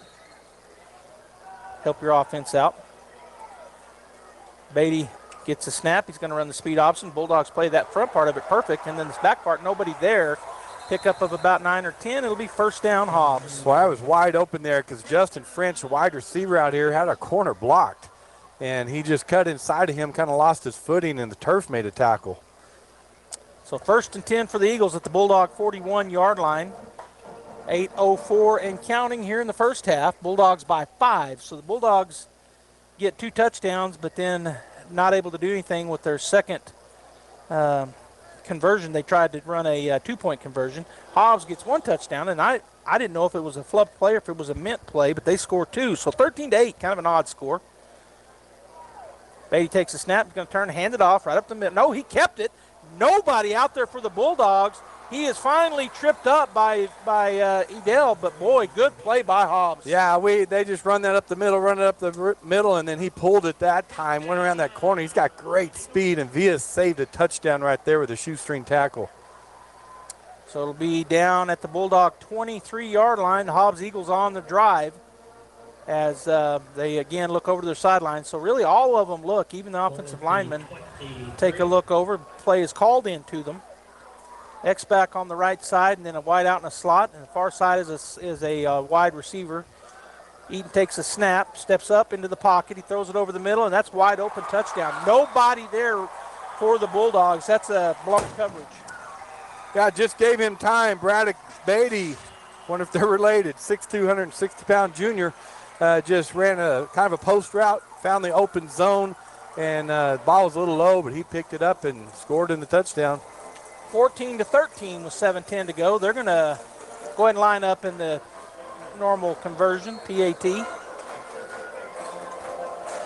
So they'll be looking for the snap.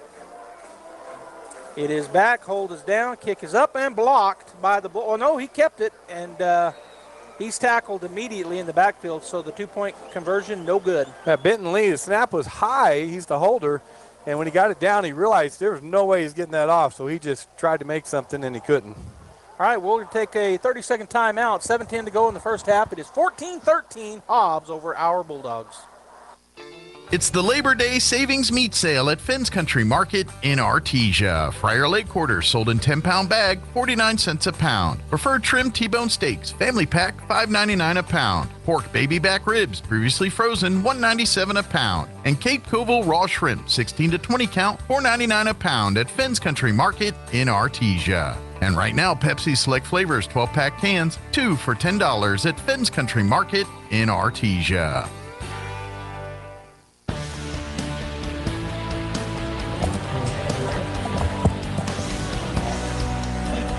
Hobbs Eagles went down that time in 5 plays, covered 59 yards, 23-yard touchdown pass from Beatty to Beatty, and the 2-point conversion was no good. So we have a 1-point game here, Joby. The Eagles 14, the Artesia Bulldogs 13 with 7:10 left in the first half. All right, they line it up. I hadn't said this before, they got 2 guys that act like they might kick it, and so they're trying to confuse and see what the Bulldogs will do against it. They're going to come and kick it deep enough that we'll have time to run the starburst. It's caught, and we're going to run through, and now looking to run up the middle, and a lot of green space there. Can he make 2 guys miss? He makes 1 guy miss, and then thrown down, and we're going to have a late penalty flag coming in. That's calling that instead of handing it to the quarterback in the starburst, he just kept it, and he acted like he didn't have it. He just kind of jogged, and then all of a sudden he saw a seam, and he sprinted up the field. Number 10 is the one that made a tackle, and I don't have him on the roster. But I think they got him maybe for a horse collar. Well, I think it was something on the defense, but we'll let the white hat. That's what I thought it was too, Robbie. It was a horse collar, but we'll see what they call. I don't think they've made a signal yet. It took the white hat a minute. He walked from the end zone all the way out there to get the call, and now he's ready. Horse collar, so we both saw it.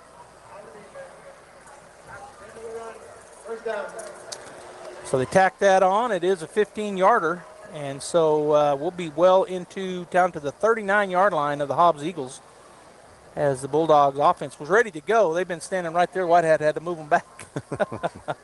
All right, so back to our standard look. We got a slot and a wide out on either side. Ball near the far hash, kind of split in the middle between and now they set the ball. The set the ball in the wrong spot. I was wondering if he was going to move forward or not. Second game of the year for him. Yep. All right, so 1st and 10 at the 39-yard line. Galindo to the left of Casadas in the backfield. Snap is back, going to turn, hand it off. A little counter that did not work. Galindo powers forward for a yard, but boy, they swallowed it up. Yeah, and that defense, they're daring us to run. They got 5 guys in the box. The outside linebackers are spread out pretty wide, way outside the tackles. So it's 5-on-5. 4 down linemen for the Eagles and a linebacker and 5 linemen for us. So they did a good job getting off the blocks that time and tackling Galindo. And I'm not sure what's going on here, but the white hat walked over and told our coaching staff something about our offense, and they found a new offensive lineman to come in. So maybe a equipment problem, maybe that the umpire or that the white hat picked up on. In any case, the clock was running the whole time. Now he's going to stop it. Yeah, I was going to say he stopped the. Yeah. We were down to 2 seconds, but he was the one that. He set the game clock to 6, 4, 2, 6, Well, how about the play clock? Okay, so they're going to reset the game clock, 6:42. Now, I didn't see him stop the clock, so that's why they didn't, but he obviously was talking to our sideline and making us change somebody.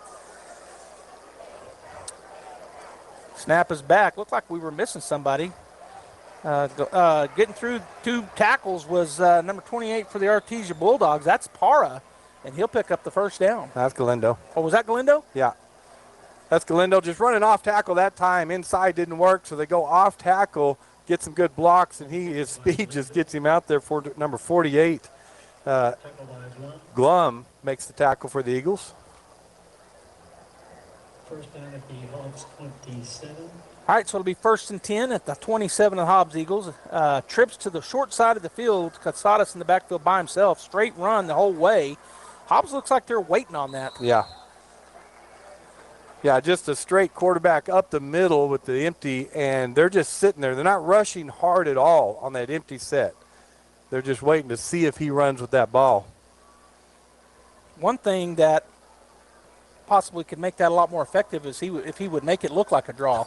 He just took off running as soon as he caught it. If he stopped like he was going to throw and then drew, it might help. But, all right, so back to our normal set.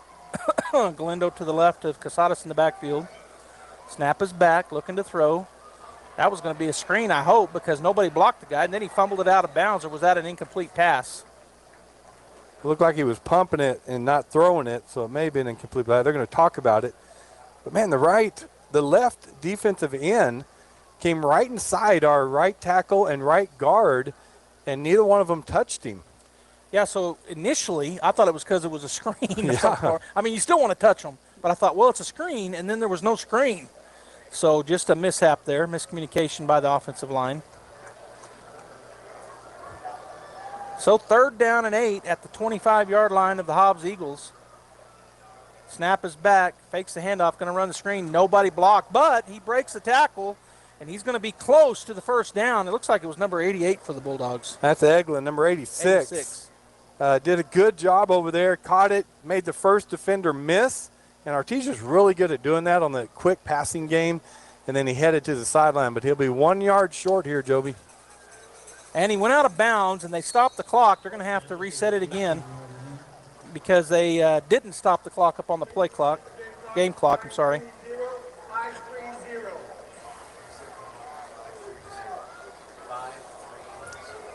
All right, empty backfield, 4th down and 1 for the Bulldogs.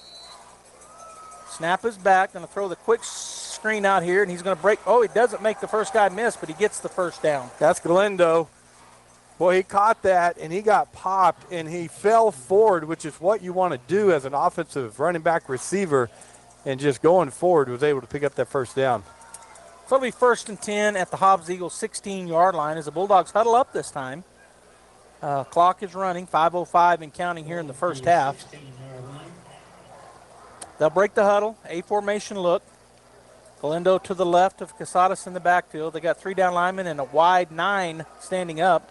Going to run that little counter, and Galindo trying to pick his way through there, and he'll pick up, being pushed forward, a pickup of about 4. Yeah, Artesia pulls that backside guard and tackle on that to the right, and he has to be patient to let them get out in front of him, and basically that time just push the pile down the field.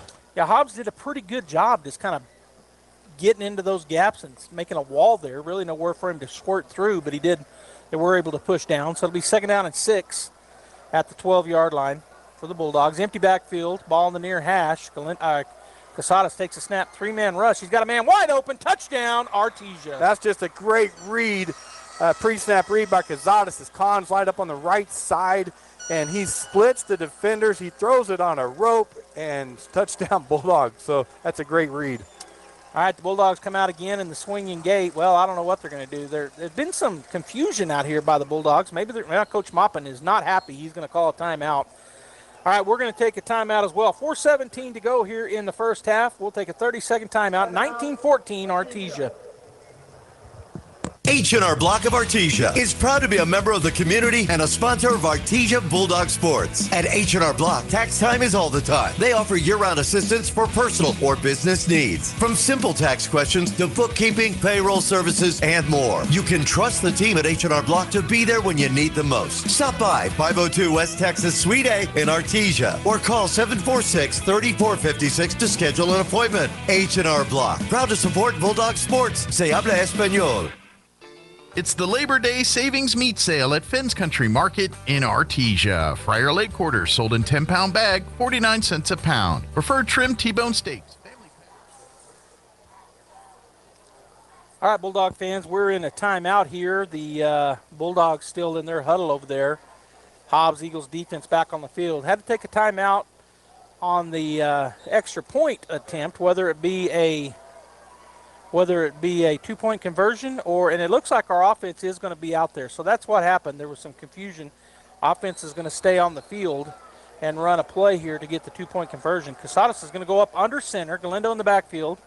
Snap. He's going to turn. He's going to throw it over the top way too far. Incomplete.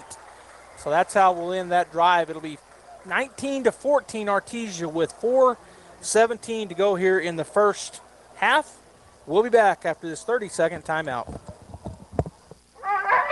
Sometimes that dog barking is an Artesia Bulldog preparing for victory. Most of the time, however, it's probably just the family pet asking for attention. Artesia Animal Clinic provides a full range of services for just about any size pet or animal. Our new clinic has been expanded to provide better quality of care, including an in-house laboratory, radiology, surgery, herd health, and more.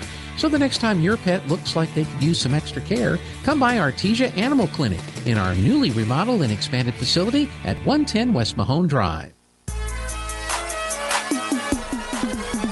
This touchdown summary brought to you by Raul Rodriguez at Artesia Ford Sales. You'll score a winning deal when you go and see Raul tomorrow. Artesia Bulldogs scoring drive. Good drive, Joby. 8 plays, covered 39 yards. 12-yard touchdown pass from Casadas to Kahn. 2-point conversion was no good. Bulldogs 19, Eagles 14 with 4:17 left in the first half. All right, we've tried a couple of pooch punts or kicks. Let's see what we do. It's going to be an onsider over to the right side. Nice fielding job there by Hobbs. And he almost breaks free, but is finally tackled at the 45-yard line. See if I can find some scoring updates. Okay. So a good field position there. Bulldogs giving up that good field position, trying to get them off sides. But Hobbs has done pretty good every time we've done something on the onside kicks and been able to field the ball cleanly. Roswell 34, Alamogordo 7 in the third quarter. All right, 1st and 10 at their own 45-yard line. Slotting a wide out on either side. Running back behind the quarterback, Beatty. Beatty with the snap turns. He hands it off. Bulldogs looked like they were there, unable to bring him down. Good job holding on by the outside guy for the Bulldogs, and that'll just get back to the line of scrimmage. Yeah, that's number 99, big nose guard tackle for the Bulldogs. He's 6'1", 250, Chris Aguilar. As you said, he got a hand out there, and he tried to run out of it, and he just held on to him so he could get some help in there. All right, we're going to have a equipment timeout here. And they finally did stop the clock at 3:41. The white hat waved it stop, and he helped the running back, Kennedy. Now he'll rewind. So 2nd down and 10 at the 45 after the no gainer for the Hobbs Eagles.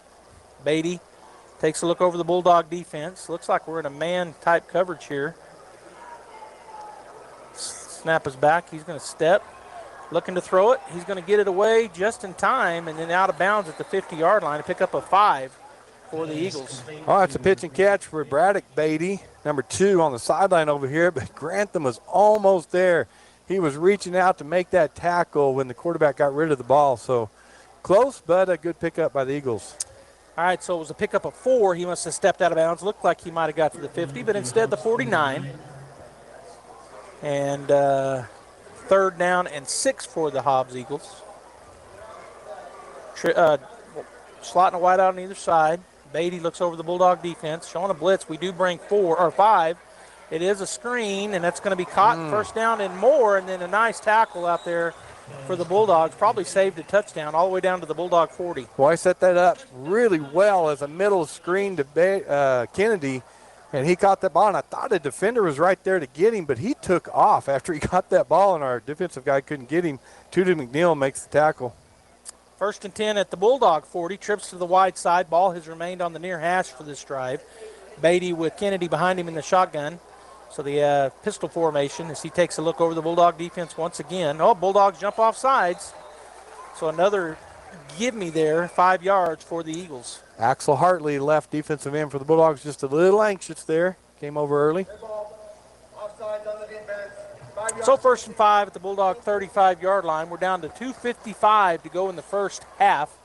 19-14 Artesia over the Hobbs Eagles as they roll the clock.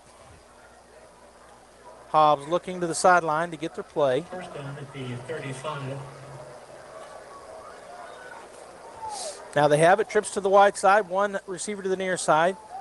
Kennedy behind Beatty in the shotgun. Here's the snap. He's going to straight drop and throw. Bulldogs bring 4. Right in that seam, and boy, there was that turn and look as the receiver was right in the middle, and the ball hit him and fell down. They had 3 receivers over there. We had 3 defensive backs, and Isaiah Rodriguez, the receiver for Hobbs, just found the open zone right between all 3 defenders, hit him in the pads, and popped right out. It'll be second down and 5 for the Eagles as they once again stay in that same set. 3 receivers to the wide side. Beatty looking over the Bulldog defense.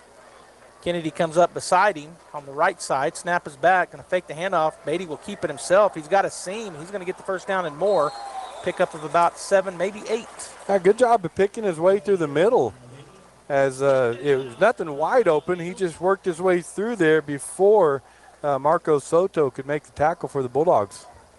So first and 10 at the Bulldog 27-yard line as we get down to 2:25 and counting here in the first half. Hobbs taking their time. They're making a real solid effort to run clock and get the score. They want to go in at the half with a touchdown and come back out with the ball in the second half as they deferred after winning the toss. Snap is back, going to run the speed option. Beatty will keep it. He'll burst up into the right side of the defense and pick up maybe 3, maybe 4. It was good defense that time on the speed option. We had the quarterback and the back covered, so he kind of faked the pitch and turned it inside, pick up what he could. That'll bring us second down and 6 for the Hobbs Eagles as we're going to get down under 2 minutes. We're down at 1:49 and counting. Again, you know, it's a great spot for Hobbs to be in. If they can get a touchdown, run the clock to 0, get a touchdown, they'll be leading and they'll come out and get the ball in the second half to start the second half. Of course, the Bulldogs have other plans. They want to stop this or maybe even get a turnover here. Down to 12 on the play clock. Now they turn and get their play as they go under 10, down to 7, and now a timeout going to be taken by Hobbs. So we're going to take a timeout as well. 1:27 to go here in the first half. It is 19-14, Artesia over Hobbs. 30-second break. We'll be back.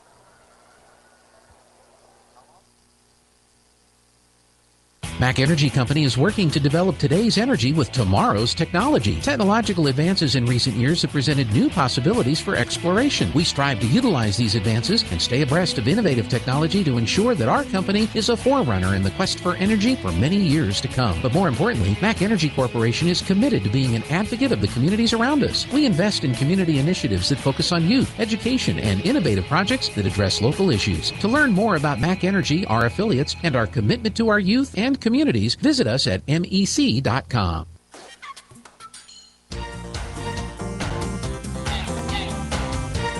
All right, both teams coming off the sideline after the timeout. And it'll be second down and 6 for the Eagles at the Bulldog 24-yard line. Slotting a wide out either side for the Eagles. Kennedy, the running back. Beatty, the quarterback, in the pistol. Out of the shotgun. I guess that's the pistol. Snap is back. Beatty looking to throw. He's going to step into it and pull it down. Now he turns and throws. That ball's up in the air, and I thought it was almost going to be caught as it was tipped, but it does fall incomplete. Well, he looked to the right and pumped it, and then he went back to the left, felt some pressure, kind of broke out, and the Bulldog hit his elbow. I couldn't get his number on who did that. I don't know if you got it, but hit his elbow, went up in the air, and I honestly thought Henry was going to come down with that out of the air, but he didn't. I thought it was Grantham on that right side giving chase and got to him right as he threw the ball and tipped his elbow or hit the ball or something. The ball kind of just flailed up into the air. But luckily for the Bulldogs, it does fall because it was close to the first down if he'd have been able to pull it in. All right, Beatty looking over the defense. 3rd down and 6. Ball on the Bulldogs' 24-yard line. Kennedy behind him. Bulldogs showing blitzes. They got 2 guys up in the A-gap. Snap is back. They do bring one of them. They're going to throw it down the field. It's going to be intercepted in the end zone. Touchback, Bulldogs. And that's Tootie McNeil again. And the Bulldogs are disguising their coverage really well right now and moving out because they're going to try to hit the slot back, but the linebacker dropped back, cut off that. He went deep and he threw it short. McNeil's there for the interception. And that's a great interception for the Bulldogs. Just like the awesome deal you'll intercept from Justin Edwards at Artesia Ford Sales. All right, so the second pick for Tootie in the game. That's 2 turnovers each now. We're even on that. The score 19-14 Bulldogs, as the Bulldogs do exactly what I said. They needed to get a turnover there, not let the Eagles go in and score and then get the ball in the second half to start things. Bulldogs come out in their standard formation. Galindo to the left, now to the right of Casadas in the backfield. Now they want to go down and score and get a little separation here, so that's going to be aim of the Bulldogs. Going to throw it deep over the middle, and boy, just by 15 yards too deep. Yeah, Bryce Parr running that post route, and after Casadas let it go, I looked down, and he'd already kind of quit running his route. I mean, the defender had him defended well, but he just he wasn't running hard on that. I don't know what happened there. I'm not sure either, but it wasn't what the Bulldogs want to see. I can tell you that. All right, so 2nd down and 10 at their own 20 as they break the huddle. Again, we're going to go empty backfield this time.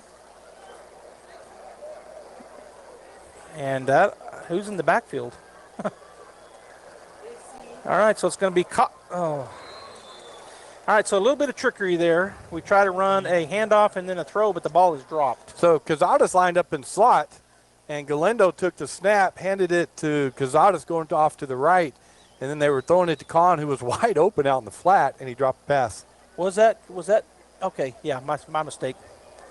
I looked down I looked down at my deal, and we still have 17 as Isaac, but he's actually number 10. Yes. All right, so 3rd down and 10. Standard A formation. Galindo to the left, now to the right of Casadas. Snap is back, 4-man rush. He's going to step into a throw. Throws it into double coverage, and it's well overthrown. It is tipped, but that'll be an incompletion with 59 seconds to go here in the first half. Yeah, tough right now because you don't want to give up anything deep, and that's what the Bulldogs have tried twice now. Kahn running down the field had 2 defenders deeper than him, and he actually reached up there and slapped that ball between them, or it could have been intercepted. So the Bulldogs will send their punting unit out, and 4th down and 10 at the 20-yard line with 59 seconds to go in the half. Hobbs will get another shot at it here in the first half. That's Warren back to punt. So Derek Warren, the backup quarterback, and he will punt it, and it's going to be a spiral, kind of a low liner, takes a Bulldog bounce. It's going to be fielded and then immediately tackled, maybe even lost a yard from when he fielded it. Good job by the coverage team there as Porter Hardiman was down the field quickly, made a tackle on Adrian Mora. He didn't pick up a yard after he caught that punt. So it ends up being a 35-yard punt. No return. And it'll be Hobbs' ball. They've got 51 seconds to do something here. They're at their own 44-yard line. And they're going to have their slot and wide out on either side with a running back in the backfield with Beatty. And I think it's still Kennedy back there. So they take a long look over to their sideline. Number 21. Oh, it's number 21. Shamos Wright. So Wright behind Beatty in the shotgun. Bulldogs show a blitz again. Linebacker steps up. He is going to come. Throws it over the middle. In the middle of that zone, caught by number 2, and that's a pickup of about 9, maybe 8 yards. It'll be 2nd down.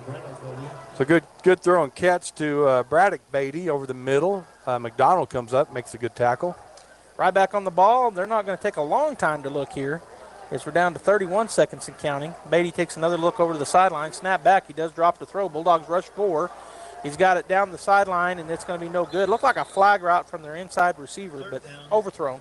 Yeah, that's what it was. And I was looking at the two left receivers. They're both up on the line of scrimmage. One of them wasn't a yard off. So that was illegal then. Yeah, it had 8 guys on the line of scrimmage. But they didn't call it, which happens. So it'll be 2nd down and 1 with 24 seconds to go after the incomplete. Actually, it should be. See, they're lined up again. Shouldn't it be 3rd down? All right, 3rd down and 1. They do change it. Up under center, he's going to take the snap. Beatty, he's going to run it and get the 1st down and more, as he's still just driving forward. And finally, after the push, gets all the way down to the Bulldog 33-yard line. Well, Brock Beatty is a good-sized kid. He's 6'2", 195. He's got a big offensive line in front of him, and nobody could really get a hold of him low to get him down. Long time here, and finally they're trying to call a timeout and finally get it with 12 seconds. They lost about 6 seconds, but neither here nor there. 12 seconds to go. We have a score of 19-14 Artesia. First half action. We'll be back after this 30-second timeout. Now's the time to get a great deal on select Kubota compact tractors. The LX series is part of the #1 selling compact tractor lineup in the U.S., built with premium features and the comfort and versatility to make your land your own. Stop by your local Kubota dealer today. Right now, bring home select Kubota equipment for 0 down, 0% APR for up to 84 months, or save up to $2,300. Now through September 30th. See us or go to KubotaUSA.com for full disclaimer. Visit your local Kubota dealer, Amigo Machinery at 2801 Southeast Main Street in Roswell.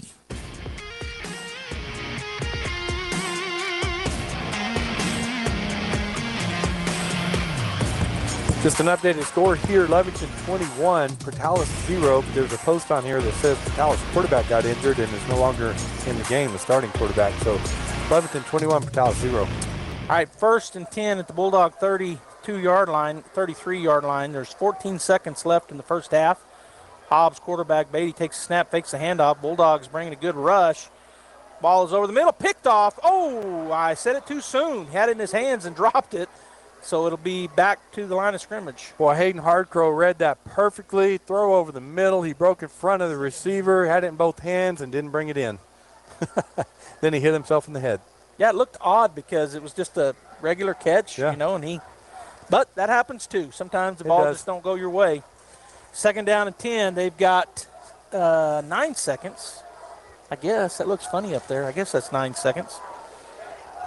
They had too many men on the field, did the Eagles, but,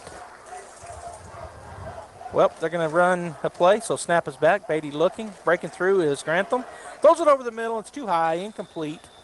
Down to 5 seconds. It'll be 4th down. What was you seeing there? Well, it's bothering me because we got such tight coverage. You know they're going to try to go deep. And so our corner is 5 yards off. Our safety's 8 yards deep. Now, the corner started backing off before the snap, but just like that safety was 8 yards deep. I'm going, what are you doing? Not very deep is what you're getting at. No, they're the same thing here. They're about 8 yards. Yeah, and it looks like we're in man coverage over there on the far side. Trips over there. Beatty looks that direction. Now takes a snap. Bulldogs bring a corner blitz. They're going to throw it that way, and it's going to be well overthrown. Bulldogs pretty good coverage. Yeah. They were in straight man, but good coverage, and that will end the first half with the score 19-14. The Artesia Bulldogs leading the Hobbs Eagles. We're going to get our halftime show going. Stay right there. We'll be back.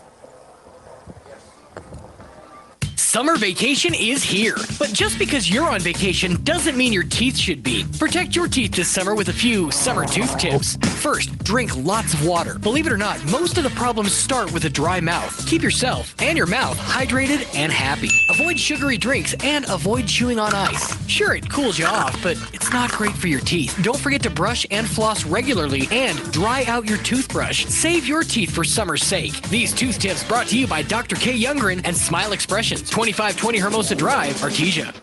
Spring into the season with a great rate at Artesia Credit Union. With their Share Certificate Special, get an unbelievable 5.50% APR with a 12-month term on any new deposit $5,000 and over. It's easy to watch your money grow when you plant it at Artesia Credit Union. And with a rate as high as 5.50%, you can watch it grow like never before. This high rate on a 12-month term is for new deposits only with a minimum of $5,000. Learn how to spring into savings at Artesia Credit Union, 210 North 5th Street in Artesia. Member NCUA. Devon Energy is now hiring in the Permian Basin. As one of the country's largest independent producers of oil and natural gas, we have exciting opportunities for people with a variety of skills and experience. We're looking for people in the Artesia community who work with integrity, dedication, and innovation. Seize this opportunity for competitive pay and comprehensive benefits. Start your career with Devon Energy today. Apply at careers.devonenergy.com.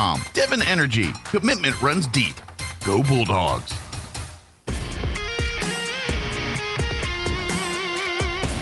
Welcome back here to Hobbs America. It's halftime with the score 19-14 Artesia. Let's show you the Artesia High School marching band and their halftime performance.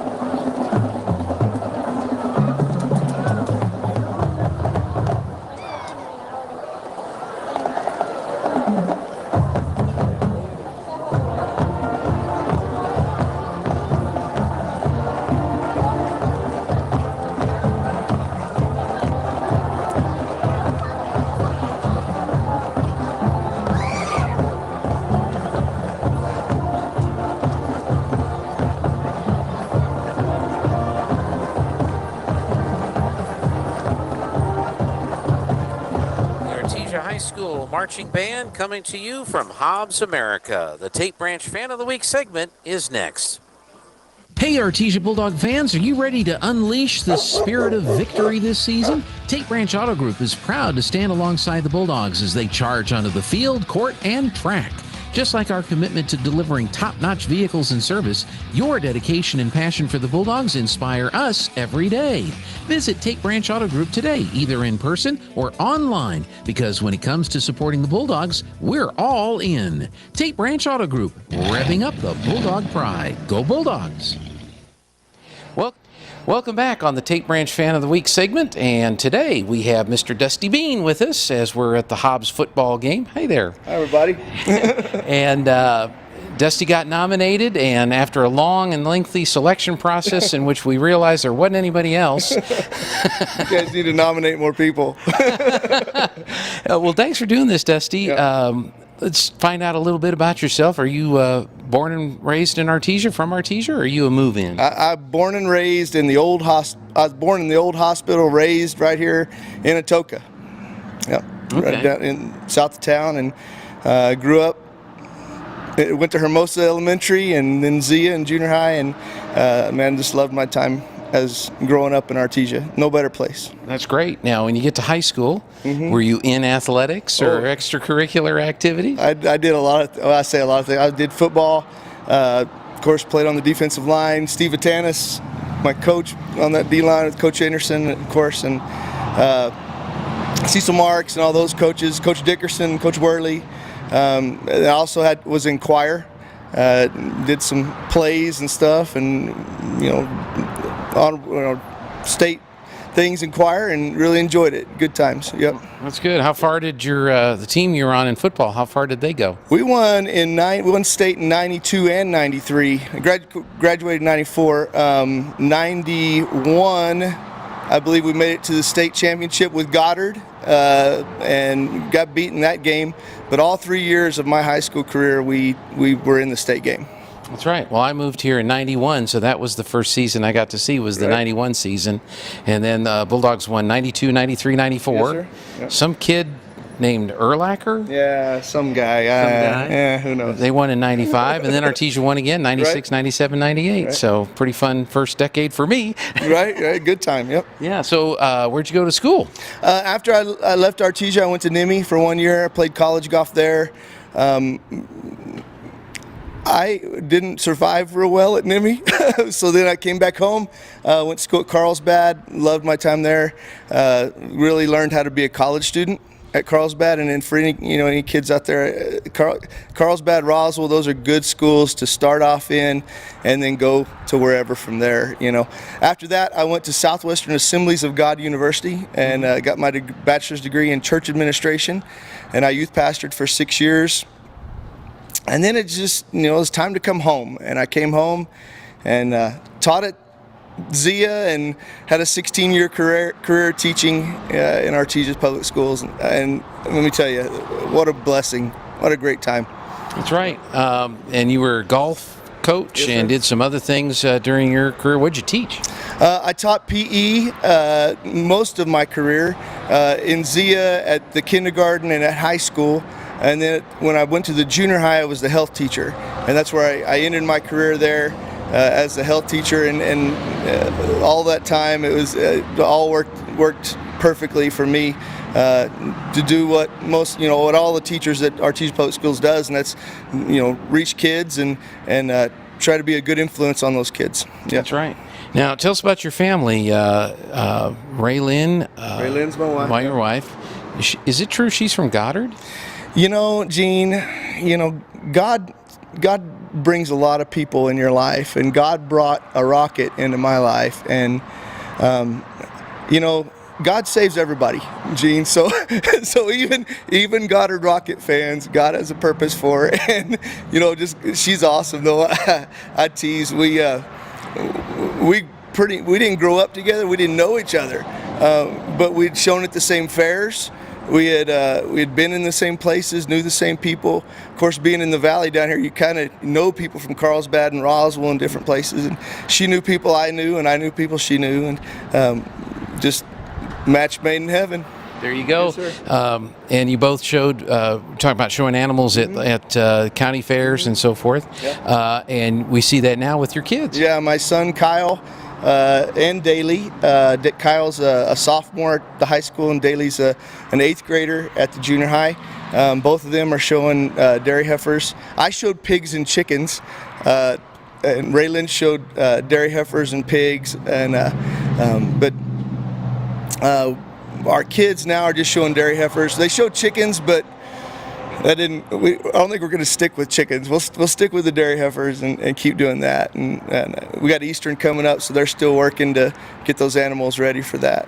So now, a lot of folks may know or may not know is you recently had a career change. Tell us what you're doing now. Well, it's pretty cool.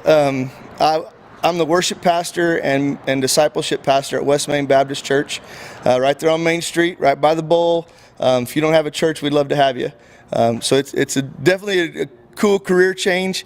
It's one of those that I didn't expect. I didn't know it was coming, but God just kind of threw it in my lap. And when He does that, you either say yes or you're miserable for a while. And I learned to say yes when He does that. So I took that job, and I will say this, I miss my teaching friends there at the junior high, all you guys, I love you. You're amazing. Love you guys. And I miss my kids at the schools, but I'm really enjoying just my free time to come and do things like this and be in the community a lot more and just be able to maybe make an impact on our community. That's great. And, of course, you still follow the Bulldogs. You go to the games, Sure. Not just football, but probably a lot of the sports you keep an eye on, right? Oh, yeah. I'm really excited for girls basketball. Coach Pollard's going to do amazing things there. I know she's already doing things. Volleyball's already ripping off, and those girls are doing fantastic. My son plays golf also, so I'll be following the golf team, and I still kind of follow the golf team. And Coach Tristan Bowden there, give him a little shout out, I guess. I'm really excited about him being the new head coach there.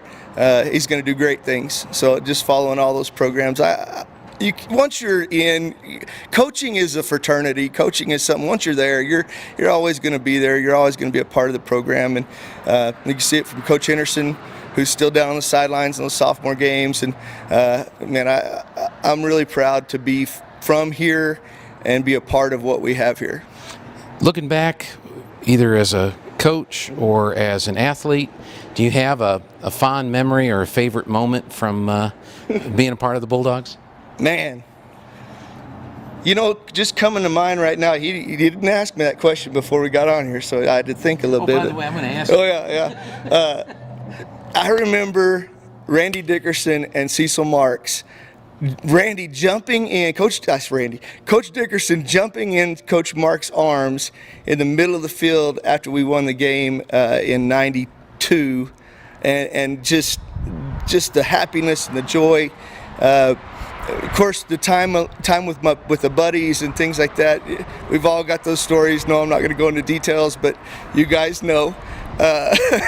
Just all that stuff that on the golf team, and then one of the great things about golf is you play with the same guy nearly every tournament, so you get to know him. So like John Lambert from Lovington, we're still friends, and Mark Terry was from here, moved to Lovington, and we're still friends. We still talk on the phone, of course, Facebook and things like that. But that's some of the best memories that I have. It's just the relationships.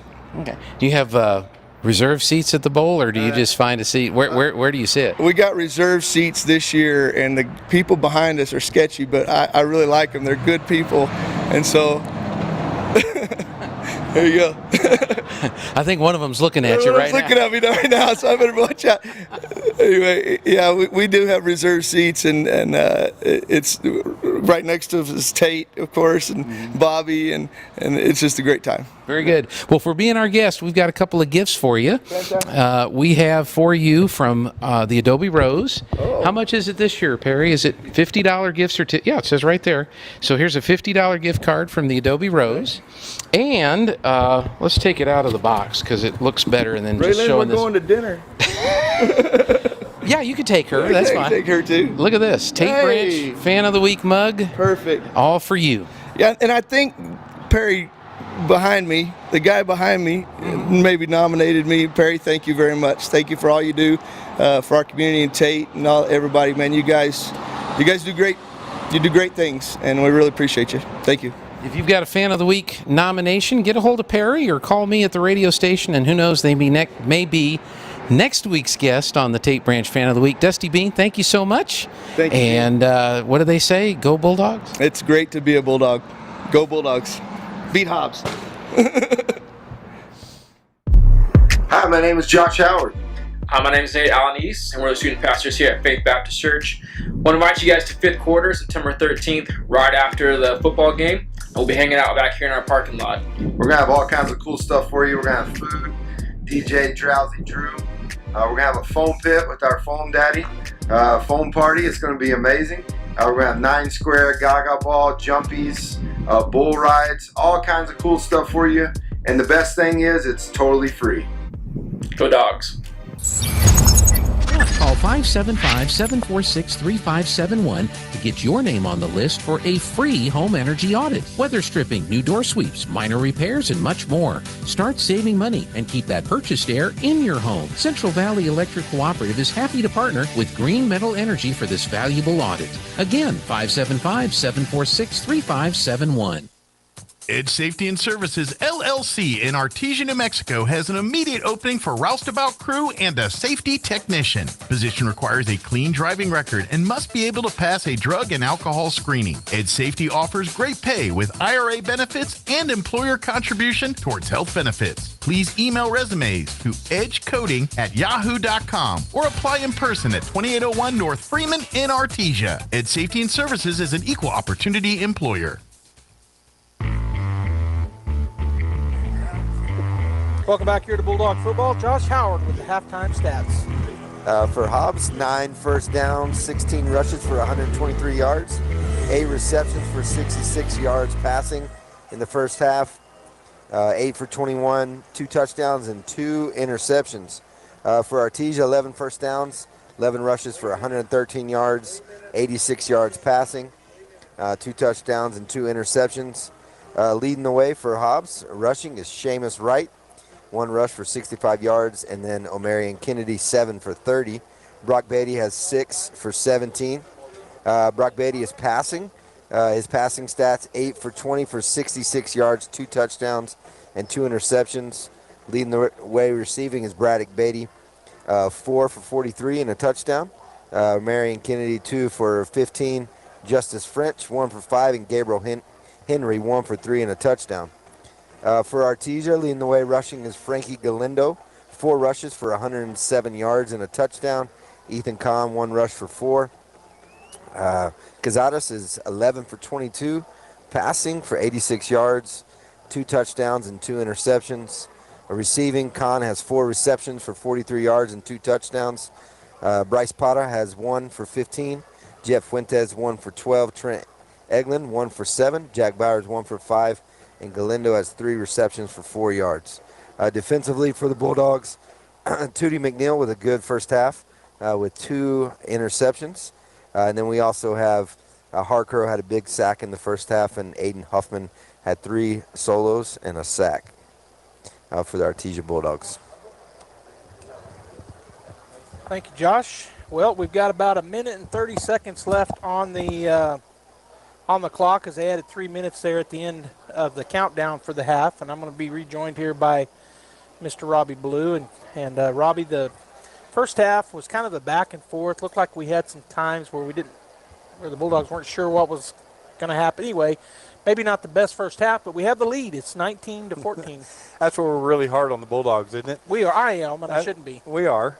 And I was just thinking about the first half. As Josh was giving the stats, both teams had right at 190 yards of offense, so pretty even there. Both had 2 turnovers in interceptions, 2 for Hobbs, 2 for Artesia, so even there. And then the score, 19-14, we scored 1 more touchdown than they did, so it's pretty even there. Nobody's running away with this thing yet. For us, the Artesia Bulldogs looked a little mentally out of it in some aspects of the game. The defense, they came out in a defense. Hobbs adjusted, and it took us a while to adjust to what their adjustment was, and they went down the field a couple of times. We did adjust to it, and we shut down that run game. And then Hobbs is keeping us guessing with that defense right now. We don't look sharp on offense. We've tried some different formations, trying to get some things going. I know what they're doing. It's our Artesia coaches they're known for this, and I mean this in the best way possible. They really don't care about this game. They care about hitting district and winning district. A goal is not to win your preseason, right? That's not one of your goals. You want to win every game, but so they're trying some new stuff. They're getting it on film. They're getting different personnel in there, and I know it's frustrating for us as fans, but down the road when they get it there and they get it sharp and they get it looking good, if they stick with it, it'll really help us down the road. There's no doubt. They're always planning. And you said 2 things, you said many things. 2 of the things you said I really agree with. Number 1, it's hard to say it. You even struggled. It's not that they don't care, but it's not at the top of their goal to win this game. just to get better. A little bloop onside. It's through the hands of the first guy, but he's able to recover it. It was number 20, I think, getting on the ball, so it'll be 1st and 10 for the Eagles at their own 38. Well, Xavier Garcia, they just kicked it in the middle of the field, and it kind of went by him. He got a hand on it, and he dropped it, and he had to run backwards and fall on it, so good job by him. But I like the way you worded that, right? It's not a high priority to win these 3 games. They want to win. We want to win. Always want to win. But they're gonna do everything they can to prepare for later in the season. And the second thing that they're doing, besides trying new things just for us to be able to get better at, they're also showing our district stuff they're going to have to prepare for, whether or not we ever run it or not. Snap is back, turn handed off right up the middle. He breaks over the right side. He had a lot of room before anybody was there to tackle him. So a big pickup on 1st down for the Hobbs Eagles. That's number 28, the running back, Ricky Gonzalez. Boy, they got a stable of running backs, don't they? We've seen Kennedy, we have seen Wright, and that time it was Gonzalez with a good pickup. All the way down to the 49-yard line of the Bulldogs. They kind of just turned us in, had a wide open lane out there on the 7-hole, going to hand it to him again. Same result, except for when he is hit by somebody, he runs over the first tackler and picks up 9. I was watching the line that time. The offensive line is doing a good job. They got a hat on everybody, including our linebackers. And our safety, McDonald, and the corner over there, 29, McNeil, had to come make the tackle. So a pickup of 9. It'll be 2nd and 1 at the Bulldog 40-yard line. Quarterback Beatty in the backfield with a pair of running backs, one to his right, one to behind him. He handed it off to the one to the right both times. This time he pulls it to pass.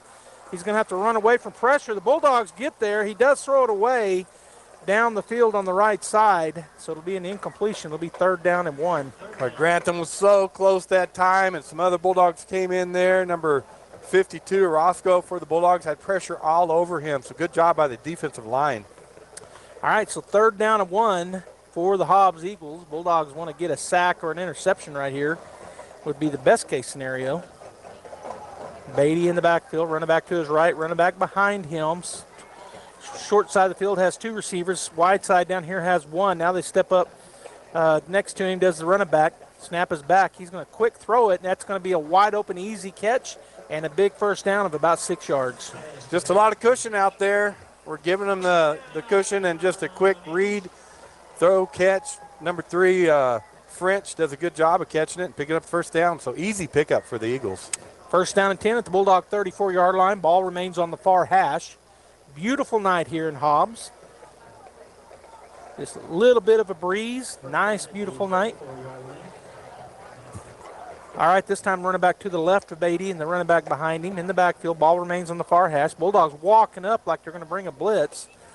They do bring it. It is handed off, and he's going to get through the first round and pick up about 8 yards, maybe 7. It'll be 2nd down and 3. I brought the outside linebacker on an outside blitz. He went inside the tackle, so there's no linebacker there. And, again, McNeil and McDonald have to make the tackle. When your safety and corner are making the tackle, that's not good.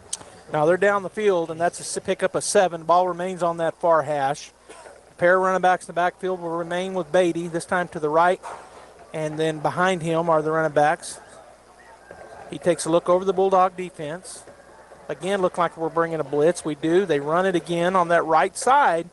And they've run the ball, I think that's the 5th straight time. Well, no, they had that one little slip pass over there. Late flag came in.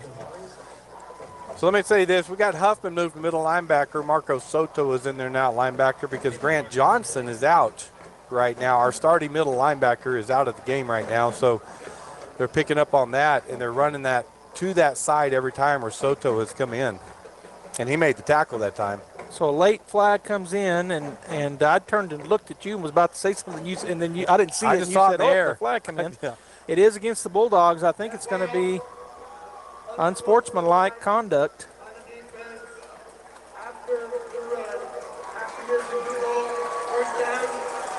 So a big penalty against the Bulldogs. Those are the ones you control. No reason for those, and I'm sure they'll talk about that this weekend. 1st and 10 at the Bulldog 12-yard line. 10:03 and counting to go here in the 3rd quarter. Hobbs on the drive. They've run it 5 times, thrown it once, and had a big penalty right there. Snap is back, turn, hand it off. No, he kept it. No, he did hand it off. He faked me twice, and the running back, first guy, he gets down to the 5-yard line. Yeah, it's just wide open over there. They're sealing off that right side, and Charlie Campbell and McDonald, our 2 safeties, make the tackle. Gets down to the 6-yard line. And that was number 28 who's carrying the ball that time, Ricky Gonzalez. Yeah, and he's carried it almost every time, maybe every time on the runs this time. The running back that's lining up to the left or right of Beatty in the backfield, he's on the left side this time. 2nd down and 4 at the Bulldogs 6-yard line. Beatty taking a look over everybody, under 10 on the play clock. Snap is back, going to turn and hand it off, and getting through for an easy touchdown. I don't think he was touched. He wasn't. That's Kennedy just running off that right tackle again, and I'm going to tell you, I was looking over there, and I tell you what, the right tackle, if I can get his number 75 for the Eagles, is sealing off that whole side, and he's 6'3", 225 pounds, Landon Needham, and he's just caving down that side of our defensive line and the linebackers. He's getting that into them. They're going to line up for the PAT. 20-19, pick it up, going to throw it over the middle, and it's going to be dropped in the back of the end zone, so the 2-point conversion fails. 20-19 the score, 9:10 to go. Hobbs with the 1-point lead. We'll take a 30-second timeout. Southeast New Mexico College offers a variety of associate degrees and certificates to help you pursue your educational goals. You'll find high-quality, affordable associate programs like business and nursing. Certificate programs like natural gas compression, welding, and industrial maintenance are offered to serve the common needs. Find your direction at SENMC. Navigate new pathways through higher learning at Southeast New Mexico College. Learn more at senmc.edu.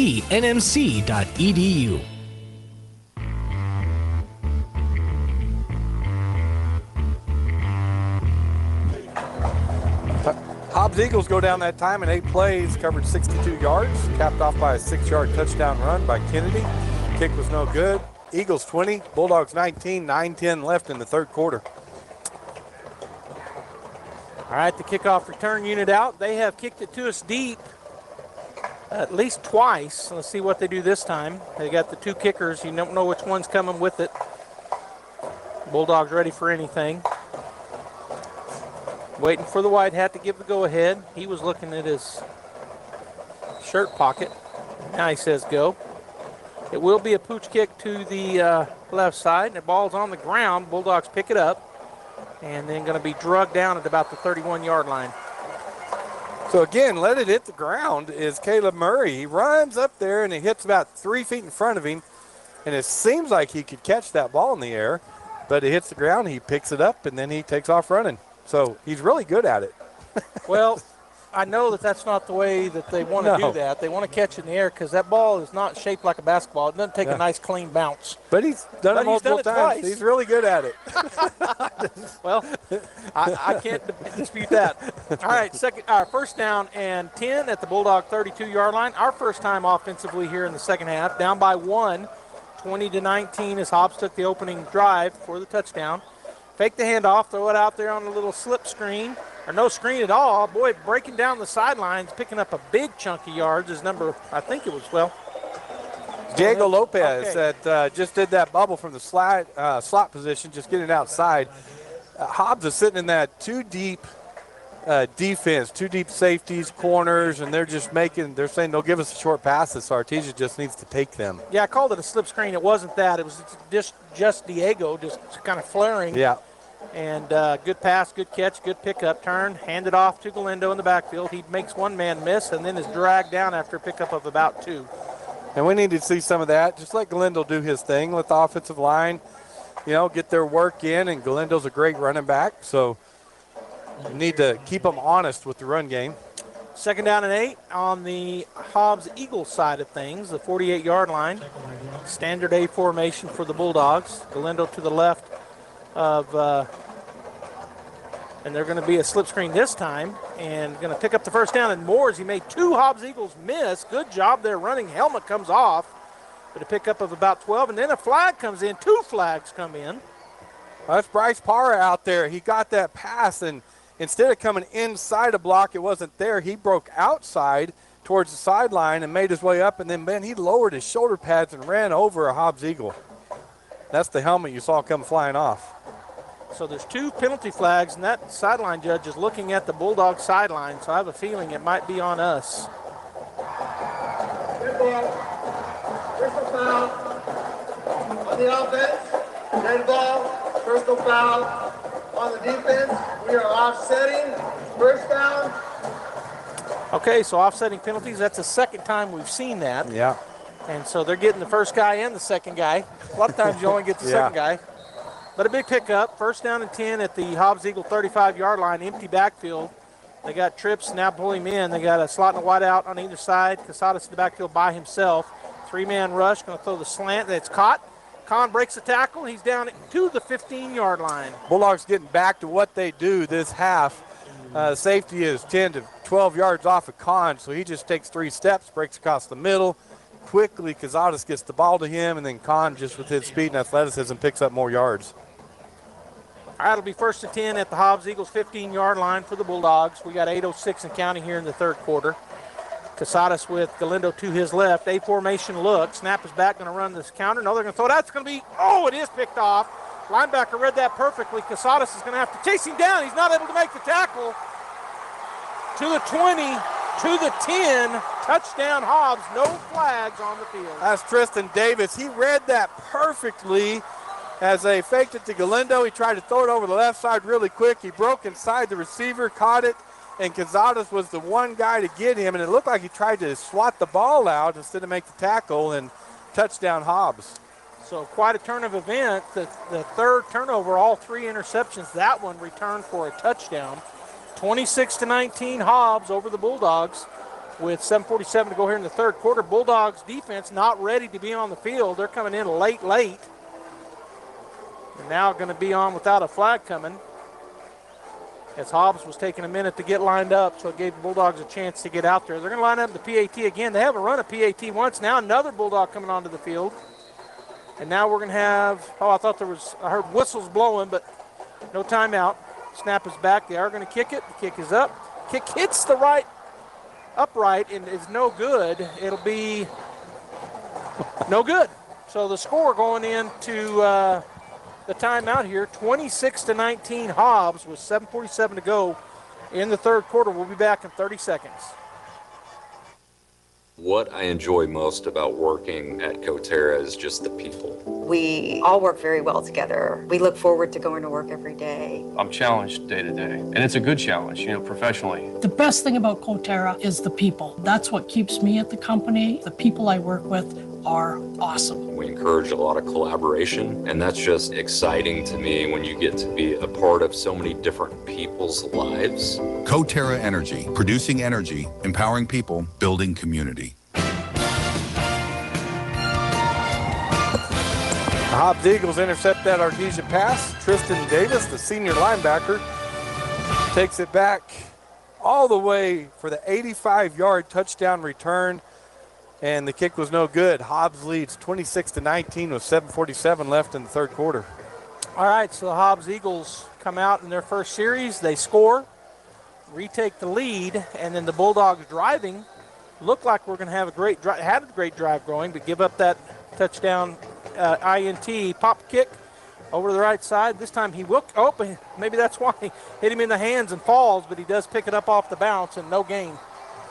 That's Murray again. He tried to catch it in the air and dropped it. It bounced up, he dropped it again, then he got it on the second bounce. All right, so the Bulldogs will take over on the offense at their own 33-yard line as they come out onto the field with a 7-point deficit, 26-19 Hobbs, as the Bulldogs, Casadas coming into the huddle. So the Bulldogs facing some adversity here, Joby. Turning the ball over, had a good drive, turning it over, so they're going to have to settle down and mentally get tough here. Trips to the wide side, ball in the near hash. Galindo to the left of Casadas in the backfield. One receiver near the bottom here. He's going to sprint out toward that wide side against his arm. He's going to throw it, and it's going to be luckily it was a little higher. It would have been picked off. A Hobbs Eagle was the one that was going right, too, but it was high, incomplete. Ran that flood route over there. They run a short guy, a deep guy, and then trying to get the guy in the middle. And Tristan Davis, the guy that just returned that interception, got up in the air and tipped that ball, so we couldn't make a catch. Second down and 10 after the incompletion. We've got 7:36 to go here in the third quarter. The score, if you're just now joining us, Hobbs 26, Artesia 19. Empty backfield, trips to the wide side, twins to the near side. Casadas in the backfield by himself. Hobbs looking like they're playing in that zone-type defense. They're going to rush 3. Casadas will run. He's got a big opening. He's to the 50, to the 45, cuts inside to the 40, tries to get around the guy. He does. Oh, and the ball goes out of bounds. Boy, he fumbled it, Robbie, but it goes out of bounds forward. So it'll be a big first down for Artesia. There's that running quarterback that Casadas brings to the table, just up the middle, and his speed was able to break through the linemen trying to get to him and the linebackers. And then in open field, he's tough. So good pickup for the Bulldogs. So here's a question that I can't remember the answer to. If it goes out, if you fumble it out of bounds forward, don't you get it where it goes out of bounds? I don't think so anymore. Okay, so they marked it where he went out of. I don't think so anymore. Where he fumbled. Otherwise, you'd fumble it forward. Well, yeah. All right, so Twins on our A formation look, going to run the speed option. Casares falls down. He tried to cut it upfield and slipped. He's going to lose a yard where his knee hit. Had both options there. The quarterback guy kind of split him and Galindo, trying to play both of them, and in that case, he was going to cut inside of him, but as you said, he just tripped on the turf. All right, so it'll be 2nd down and 11 for the Bulldogs. 7:03 and counting going in the third quarter. Ball on the near hash, A formation look. Galindo to the right of Casadas. Slot and a wide out on either side. Wide side away from us here in the press box. Snap is back. Casadas looking, going to throw it right to the wrong guy, but he didn't catch it, luckily. So another incompletion, but boy, just having a hard time right now on the passing. Yeah, Diego Lopez coming across the middle, trying to hit him just in that short pass coming across, and boy, it went right into number 48, Aiden Glum's hands, and he couldn't hold on to it. Yeah, it was high and behind the intended receiver. I didn't even see, well, all right, trips to the far side. Galindo to the right of Casadas in the backfield. Snap is back, straight drop. They only bring 3. Steps up, steps around traffic. Now he's going to throw it over here to Galindo. He's going to make a man miss to the 20. Cuts inside, down inside to about the 16-yard line. Good job there by Galindo breaking a tackle. And by Casadas kind of scrambling away. They're only a 3-man rush, but good coverage downfield, 8 in coverage. A formation, 1st and 10 at the 14-yard line. Galindo to the left of Casadas in the backfield. As he takes a look over, there's an offsides. No, he said he didn't get across. I'm looking at the line judge, shaking his head no. The nose guard, or the defensive tackle, kind of stepped forward. Snap is back over the middle, and that's going to be incomplete. Out in front, unable to reel it in, was Galindo. Yeah, Galindo just slipped through that line and was kind of going across the middle, and Casadas threw that on a line. Threw it pretty hard and kind of out in front of him. Galindo was able to reach out with his left hand, get a hand on it, but he couldn't get both hands out there. But just take a little bit off of that, and that's a big pickup. That's probably a touchdown. He was wide open. Nobody covered him.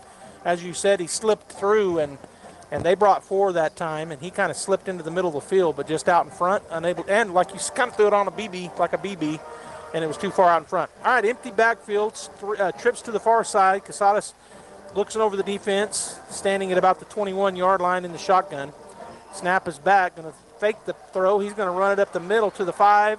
Gets inside, still on his feet, finally knocked down inside the 1 or about right on the 1-yard line. So widen those linebackers out with that trips and fake the just a quick throw out there to the inside slot guy and then go up the middle. It just froze those linebackers. So good design play by the Bulldogs. And you know one thing he did, that's the second time I've seen him do it, he's actually making it look like a draw now. He's taking a step back and then going. And we're going to have a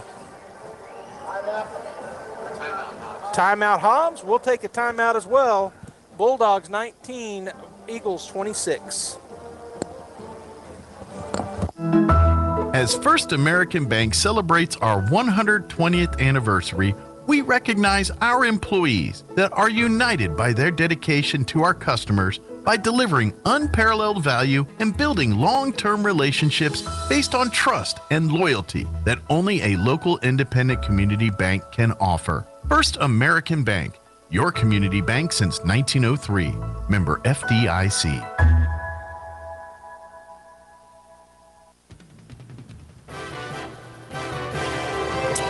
All right, so a timeout taken by the Hobbs Eagles. It's 1st and goal at the 1-yard line. Bulldogs in their A formation look. Galindo to the right of Casadas in the shotgun. Snap is back, turn, handed off. Galindo into the end zone. Touchdown, Artesia. You know, it surprised me there, Joby, that we didn't go our heavy set. I thought with that timeout, Maupin may come in with it, but he didn't do it. He trusted his line and his running back to get the job done, and they did. Glendo got hit, but again, you're not going to knock him backwards on the first hit. Got into the end zone.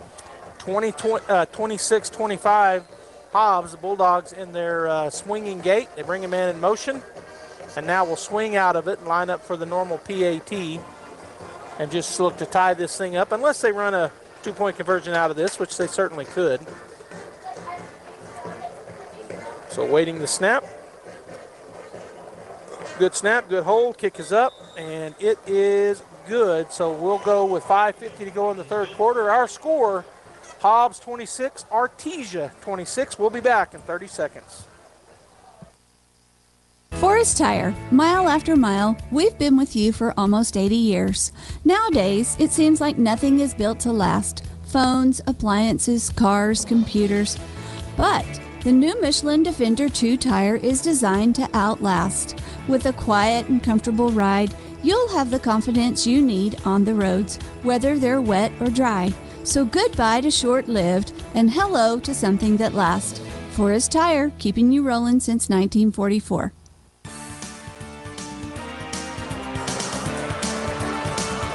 Score and summary brought to you by Raul Rodriguez at Artesia Ford Sales. You'll score a winning deal when you visit with Raul tomorrow. 8 plays, covered 67 yards for the Bulldogs, 1-yard touchdown run by Galindo. Kick was good. We're tied up 26-26 with 5:50 left here in the third quarter. All right, here comes the kick from the Bulldogs. It's going to be a bloop over to the left side. Backing up, catching it at about the 28 is Hobbs, and then he breaks free, not touched. Finally going to be tackled out at about the 44-yard line, so a good return there for the Hobbs Eagles. Justin French, the junior, 6'2", 170-pound junior, just working his way through there. The Bulldogs made a couple guys miss, and then Bulldogs came from behind, number 27, which is Para, first Bulldog there.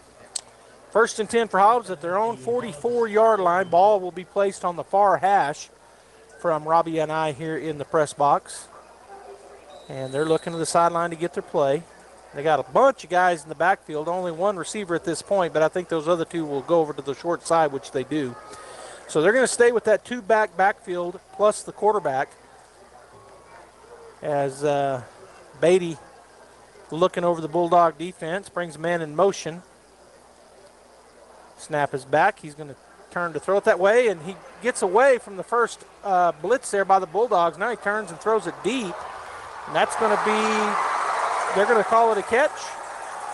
They are. So a big pickup. Boy, he bobbled it. From our angle, it looks like he bobbled it after he was out of bounds, but there was he couldn't tell, I guess. Yeah, Beatty did a good job avoiding Grantham. He had a clear shot at him, ran in there, and he just stepped up, and Grantham missed him. And then he threw a good pass down the field. 1st and 10 on the big pickup down to the Bulldog 26-yard line. Running back to the right and behind Beatty, the quarterback in the shotgun.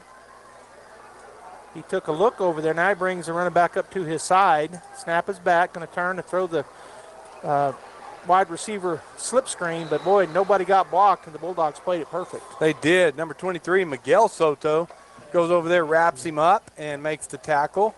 Both times they've blocked down like they were that last series, given that look of that inside run, and then they're doing some other things.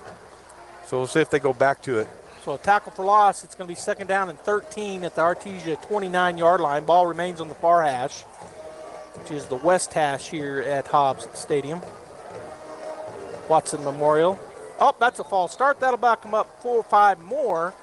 And so it'll be 2nd down and 18 now for the Hobbs Eagles. So I was wrong a while ago. Kyler Pickering, senior offensive lineman. He's the outside tackle. He's 6'4", 295.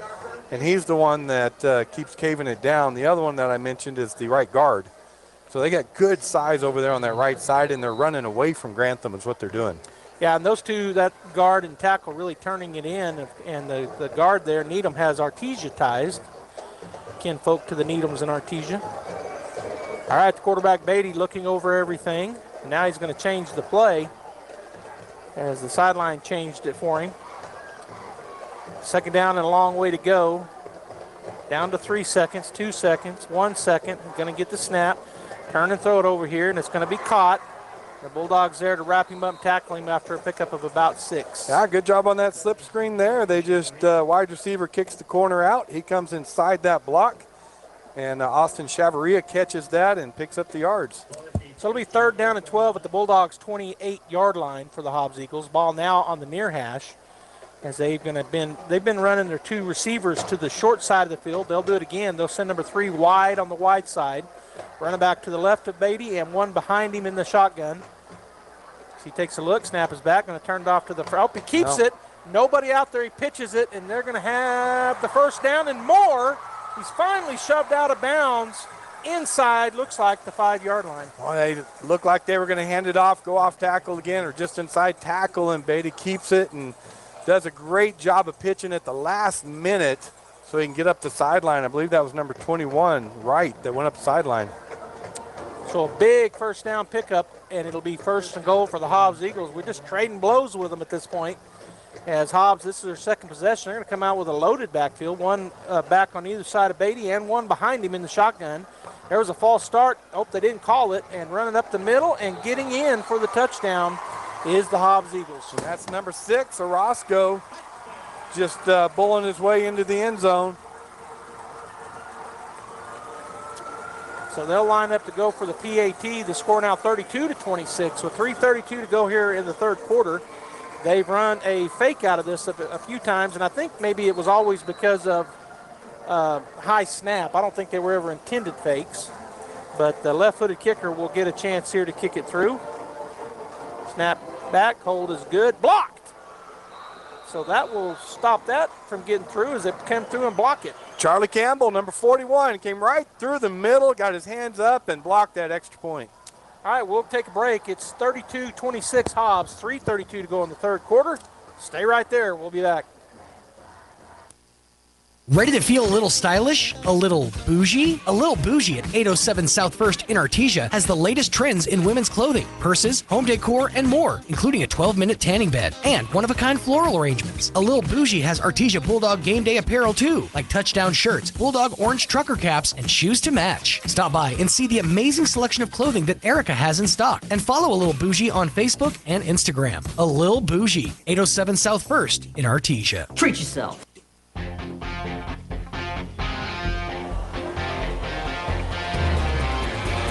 A scoring drive by the Hobbs Eagles. Took 5 plays, covered 56 yards. Capped off by a 3-yard touchdown run by Kennedy. Kicked the block. Hobbs Eagles 32, Artesia Bulldogs 26. 3:32 left in the 3rd quarter. Hobbs lines up with their 2 kickers. Let's see which one goes with it this time. And if they kick it deep, they haven't the last few times. They're going to kick it over to the left side once again. Backing up, making the catch at the 19-yard line and running through the 30 to the 35, and then he's tackled out of bounds and then thrown hard. There was a big from the Hobbs crowd, but no penalty. Yeah, the referee reached for his flag, and he kept his hand on it for about 10 yards coming down the sideline, decided not to throw it.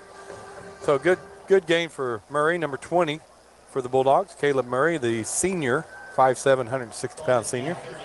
Did you happen to see any updates on scores? No, I saw you looking. There's not any. All right, 1st and 10 for the Bulldogs at their own 37-yard line. Ball on the near hash as the Bulldogs going from the south to the north. A formation look. Hobbs with a deep safety. Man in motion, going to hand it off to him, and that's Kahn looking to get to the outside. He's going to cut up the field, pick up 9, 10, 11, 12, 13, 14, 15, 16 yards as he's finally rolled down at the 45 of the Hobbs Eagles. Boy, Kahn has great speed, and he's struggling on the ground right now. Yeah, you hate to see that. One of your any player goes down, and he is definitely hurting. He'll roll off the field, but something didn't sit right with him as he's trying to get up but having a hard time. I was going to say, boy, he just sets it up perfectly. He goes about 3/4 speed as he's going out there, and as soon as he sees the lane, he just bursts through that lane, and his speed kicks in. 1st down and 10 at the Hobbs Eagles 45. Bulldogs come out in a wide A formation. Galindo to the left of Casadas, going to fake the handoff, throw it over to the other side. That was a screen set up all the way. The offensive tackle comes out the block, and it's pickup of about 5. Hit Murray out there as he just comes inside the inside receivers. They kick out.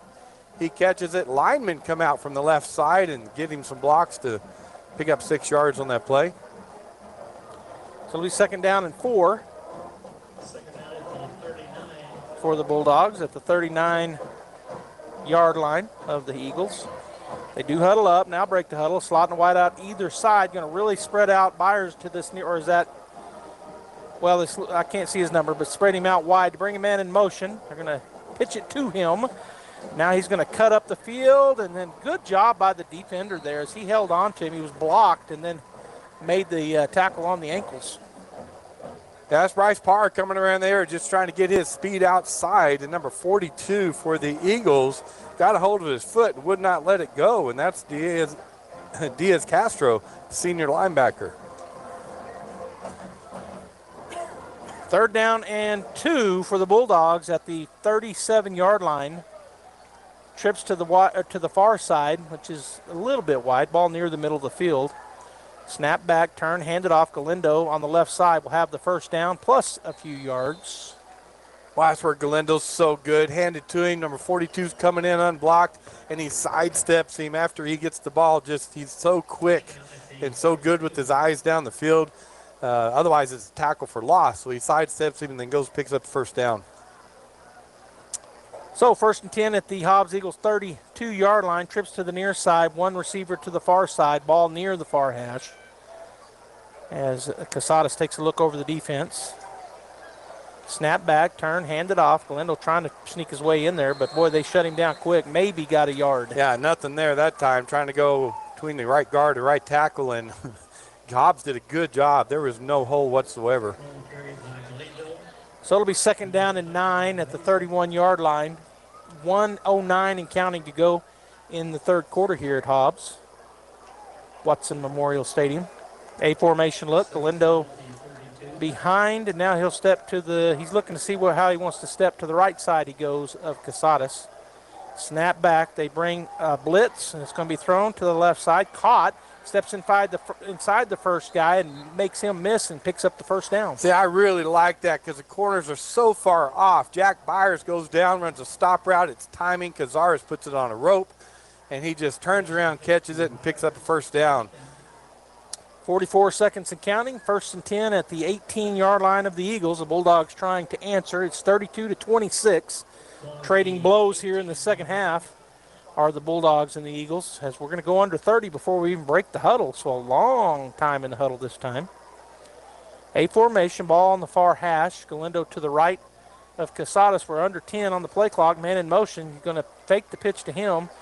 He throws great move over there. The stop and go. Touchdown, Artesia. So we just called it Jack Byers on the stop route over there. Perfect timing. And the corner that time, Jack stopped, and the corner bit, and then he took off. Casadas, perfect throw in the end zone for the touchdown.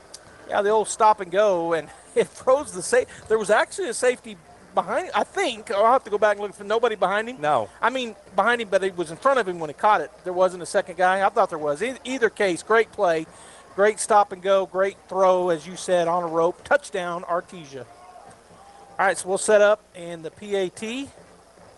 Snap back, hold down, kick is up, and the kick is good. So the Bulldogs take the lead back. It is 33-32.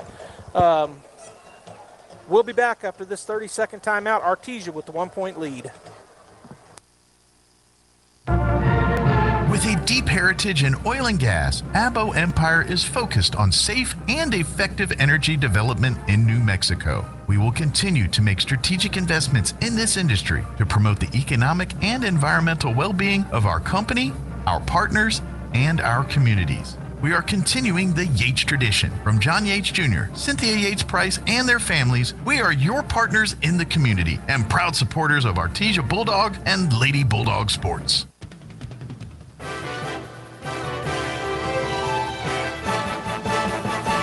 Presented by Raul Rodriguez at Artesia Ford Sales. You'll score a winning deal when you visit with Raul. You'll see him tomorrow. Bulldogs, 7 plays, 63 yards, 18-yard touchdown pass from Casadas to Byers. Kick was good by Dominguez. 32-33, Bulldogs lead. And Joby had a scoring update on Deming here, who's in our district now. Deming 28, Oregon Mountain 6, end of the third quarter. All right, here's the kick. We're going to kick it deep down the left side. It's going to be caught at the 10-yard line. They're going to run a starburst. They hand it off to the guy coming from the other side. Good job on the backside tackle by the Bulldogs. Bryce Parra is all over the field tonight, playing offense and playing defense and playing special teams, not defense.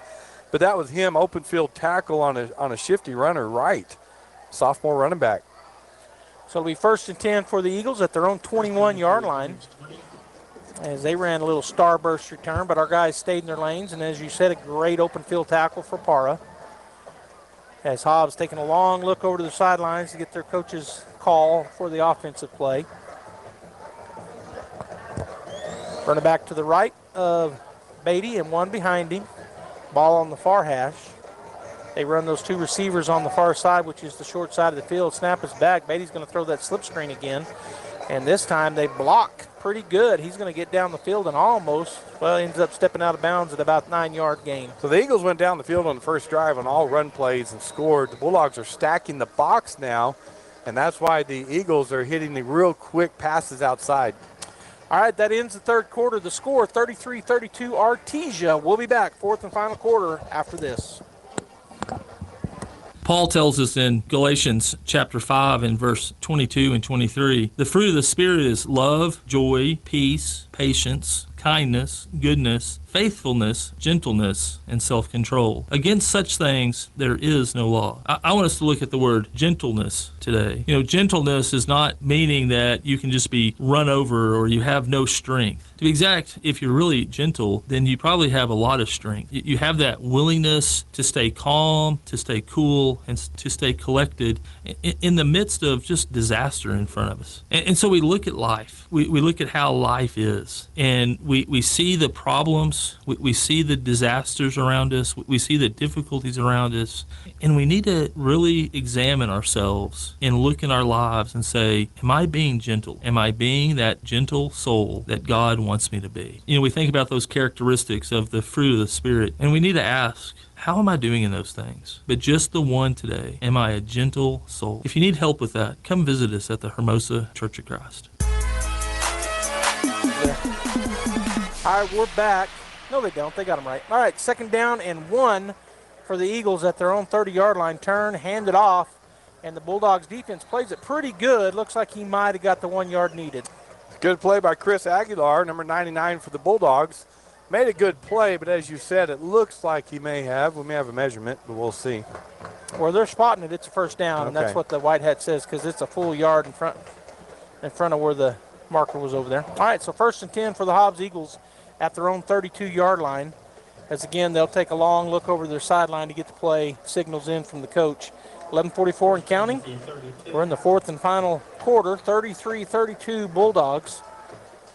Beatty again taking a look, second look, running back to his right, running back behind him in the shotgun. Bulldogs defense showing a man wide open over there. Now they're going to, boy, they left him wide open. And that's going to be, thought it was going to be intercepted, but it was dropped. Yeah, they were baiting him that time, leaving the slot uncovered. Inside linebacker looked like he was coming off tackle, and then he dropped back into coverage. Wide receiver cut across, but Charlie Campbell cut in front of him, and I was with you. I thought he was going to intercept it, but he didn't bring it in. But it's still a great job by Charlie. Yeah, it was a great job, and luckily it was because that would have been a touchdown. Yeah. Nobody was with that receiver. So breaking coverage, but Charlie, with his speed, showed it. He saw the pass, so he just broke away from his guy. 2nd down and 10. Beatty with the snap. Turn, hand it off. And another good job interior defensive lineman for the Bulldogs as they take him down. Yeah, we got that extra guy in the box right now, so that running game's hard to do for them. And that was actually a tackle for loss. It'll be 3rd down and 11 for the Hobbs Eagles at their own 31-yard line.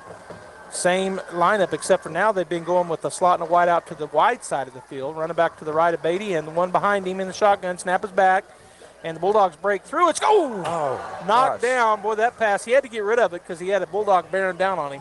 Hayden Harcrow, number 21. We've had about 3 or 4 almost interceptions with the 2 we've had tonight. And, boy, that was just behind him. He tried to reach back and get that, and he couldn't do it. But it looks like the Eagles will punt. Yeah, they're going to come out in punting formation, 4th and 11 at their own 31-yard line. And we've got who back, 41 and 18 for the Bulldogs? Campbell and McDonald. Late guy coming on for the Hobbs Eagles as he'll get up there on that front line as a guard. They were leaving a hole there. Punter back. We're down to 7 on the play clock. Now they bring a man in motion. Snap is back. Punt is away. Good punt. Campbell will field it at about the 27-yard line. He's going to run that way. Tries to make the first man miss, and he'll be tackled at about the Bulldog 41-yard line. Good tackle on Campbell there by Isaiah Rodriguez. Open field tackle, but good defensive stand for the Bulldogs. It's the first time we've held them, I believe, this half, isn't it? It is. We've been trading blows, so now the offense needs to go down and take control here of the blow trading and get back on top. We're winning right now, 33-32, but we've been behind them each time because their series, the first series they scored, then we scored, then they scored, that kind of way. This time the Bulldog defense holds, and so we have a chance to go by a touchdown. Empty backfield. Casadas with trips to the left. Slot and wide out to the right. Snap is back. He drops to throw. He's stepping away from pressure. He's going to throw it over the middle. That's caught, and, he dropped it. I thought he caught it, but it fell. That's Kahn back in the game, which is good to see him back in the game. He stepped out after rolling out of bounds a while ago, or he went out, but he dropped that pass. And there's no gimp on him either, so I'm not sure. I'm glad that he's not even limping a bit. So 2nd down and 10. Yeah, I think they had 8 in coverage and did a good job covering up our receivers. It took Casadas a while to find somebody, but it was dropped, as you said. Snap is back. Looking to throw. He's going to throw the screen. That's caught. Running bound from behind and making the tackle after a pickup of about 7 was the Hobbs defense. That's a good job. He read that quickly and then came up behind. That's number 48 for the Eagles. Glum, the junior linebacker. I mean, it looked like we were going to get more than that, but he closed fast from behind. So 3rd down and 3 for the Bulldogs at their own 48-yard line. We had another Bulldog kind of get off the field. Gimpy was number 27. That's Para. That's what I thought. And so we've got a couple other guys making some changes here. Down to 12 on the play clock. Bulldogs have not even gotten to the huddle yet. We may be looking at a timeout here. Now they reset it. Okay, well, we got a fresh clock for some reason, so it'll be Bulldog football on the far hash from us here in the press box as we flip the field after the 3rd quarter ended. Empty backfield. Casadas takes a look. Snap is back. It's going to be a run all the way. Nowhere to go. And that had to be, he breaks the tackle. He's going to make something out of 0. He's to the 40. Makes another man miss. He's 35, 34-yard line before he's tackled. And, Robbie, I don't know what happened up on the offensive line, but there was nobody blocked. And that's all Casadas, right? That's all his athleticism, because as soon as he tried, there was 3 guys back there with him, and I was with you. I thought he's down. And he got out of that, and then he just showed his open field running skills. So big time there. 1st down at the 34-yard line. Yeah, we'll have to go back and watch film, see what happened on that, because the interior line looked like they all said Olay. All right, running back is Galindo to the left of Casadas, ball in the near hash. Going to run that counter, picking his way through traffic, breaks a tackle. Man, he just runs through arm tackles. I'm telling you, Frankie Galindo, and we say it each week, and I'm going to say it again. He's 5'9", 165 pounds, but he runs like he's 200-pound running back as he goes up the middle, and he runs through, some pretty good tackles. Just keeps going. So he picked up just over 10. It's 1st and 10 at the Hobbs 24-yard line as the Bulldogs in the huddle. They'll break the huddle. Good blocking up front that time. So it looked strange to play before, but that time good blocking. Opened up a seam, pulled the backside guard and tackle. All right, so the A formation look. Galindo to the left of Casadas in the backfield. Still looking. And now he's going to step up, change of play. He's got 2 seconds, and we're going to call a timeout, I guess. I'm not sure what's going on here, Robbie. I was going to say Coach Moppin, and then I said, yeah. But, we didn't get the time. Oh, we did get it called in time. All right, so we're going to go ahead. Let's just keep it here. I'm not sure. What do you think was happening on that? It looked like he was purposely letting the clock go and then all of a sudden wanted to change the play. Yeah, I thought maybe he's going hard count, but then it's 1st down and 10, so he's not going hard count. And then I looked like he stepped up to change the play, but it was way late in the play clock. When he did that, I looked, and it was 4 seconds left, and there was no way he could get back and get it called, so Maupin had to call the timeout. Frankie was telling him to call timeout too. Yeah, he was. He was trying to tell Casadas' quarterback. He was kind of touching him on the hip. Hey. But the timeout is taken, so with 8:35, we're back ready to go as both teams come out of their huddles. 1st and 10, Bulldogs, 24-yard line of Hobbs. Snap is back. He's going to turn and throw the slant. Almost intercepted again. Luckily, it was not. It's just knocked down. That's number 33 again that cut in front in the middle, Tristan Davis, and he's reading that really quick. And I think what they need to do, right, he's flying out there into that, and Cazares needs to let that slant pass by him. He needs to wait about 2 more seconds because he'll take himself out of the play. Yeah, and the other thing is that it's like he's not seeing him at all. Yeah. So you're right. If you let him kind of slide by it, that would work better. And I just noticed Cazares was limping. So he comes kind of gimpy back into the play. We've got trips to the far side, Galindo to the right. Cazares will pull it down. He pump fakes it. Now he's going to look. He's got a man over the middle. He doesn't see him. Now he's just going to turn and run. He's to the about the 13-yard line. They're going to mark him down at the 12. Big pickup, 1st down. Well, I like how he kept his eyes down the field, which holds the defenders down there because he can still throw it. And then when he decided to run, he had a guy right there, but then he just turned the corner. His speed took over. Yeah, he just kind of ran away from him. So pickup of about 13. 1st and 10 at the 12-yard line. We're down to 8:22 in the 4th and final quarter here at Hobbs-Watson Memorial Stadium, home of the Hobbs Eagles. Been a battle. It's been back and forth, 33-32. There's been 5 turnovers, 2 for Hobbs, 3 for the Bulldogs. One of those was a touchdown, a long touchdown run off the INT. Snap back. They're going to bring the house. Galindo. Oh, no, it's Cazares with the ball. He's in for the touchdown. He fooled everybody. He fooled me. He fooled you. I mean, he faked it to Frankie. They collapsed on Frankie, and then Cazares had it around the right side, and he jogged into the end zone. So the Bulldogs do exactly what we talked about. They get a big deep after going blow for blow, come out in the 3rd quarter and start things, and both teams score twice each, and then the Bulldogs defense holds. We get the ball back with the 1-point lead. We go down and score. Now we're on the upper side of this. 39-32 Bulldogs, PAT coming up. 8:16 to go in the ball game. Dominguez kicking. Warren doing the holding. Snap is a good one. Hold is down. The kick is up, and it looks good from here. And it is. So with 8:16 to go in the ball game, it is 40-32 in favor of our Artesia Bulldogs. We'll be back in 30 seconds.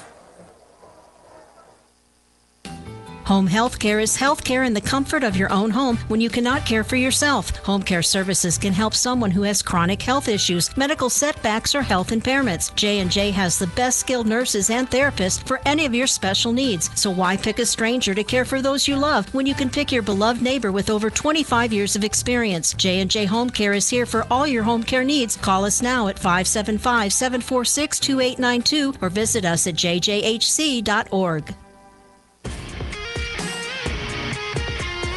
And once again, this touchdown summary presented by Raul Rodriguez at Artesia Ford Sales. You'll score a winning deal when you visit with Raul tomorrow. Artesia Bulldogs took 7 plays to go 59 yards. Cazares had a 12-yard touchdown run. The kick was good by Dominguez. Artesia Bulldogs 40, the Hobbs Eagles 32 with 8:16 left in the 4th quarter. And Joby, we're talking, this is a long game. It's been a really long game. We're well after 9 p.m., I think. And there was a penalty late after we went to break. There was a personal foul on Hobbs after the PAT. So we're kicking off from their 45-yard line. Here's the kick, and we're just going to kick it out of the end zone. I thought maybe they'd go ahead and try a real hard onside right there, but just kick it deep. That's a touchback. It'll be Hobbs' ball. I'm still looking for some updated scores on Roswell and Lovington and Portales, and I just don't see anything updated where I normally go. I see an Artesia update, but that doesn't help me. Not because we can see that one right from where we're sitting. All right, Hobbs on the field at their 20-yard line. As the Bulldog defense coming out looking to make another big stop here. Same looking backfield, running back to the right and running back behind Beatty, who is in the shotgun. Ball in the middle field now. They send Kennedy out to a slot on the left side. Snap back. Beatty looking down the field. He's going to throw it right in that zone. Caught out here, and the Bulldogs are going to get him down, but after a pickup of about 11.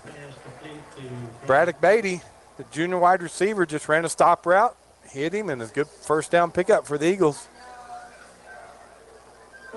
First down and 10 at their own 31-yard line. 8:05 and counting to go in the ball game. Bulldogs 40, Eagles 32.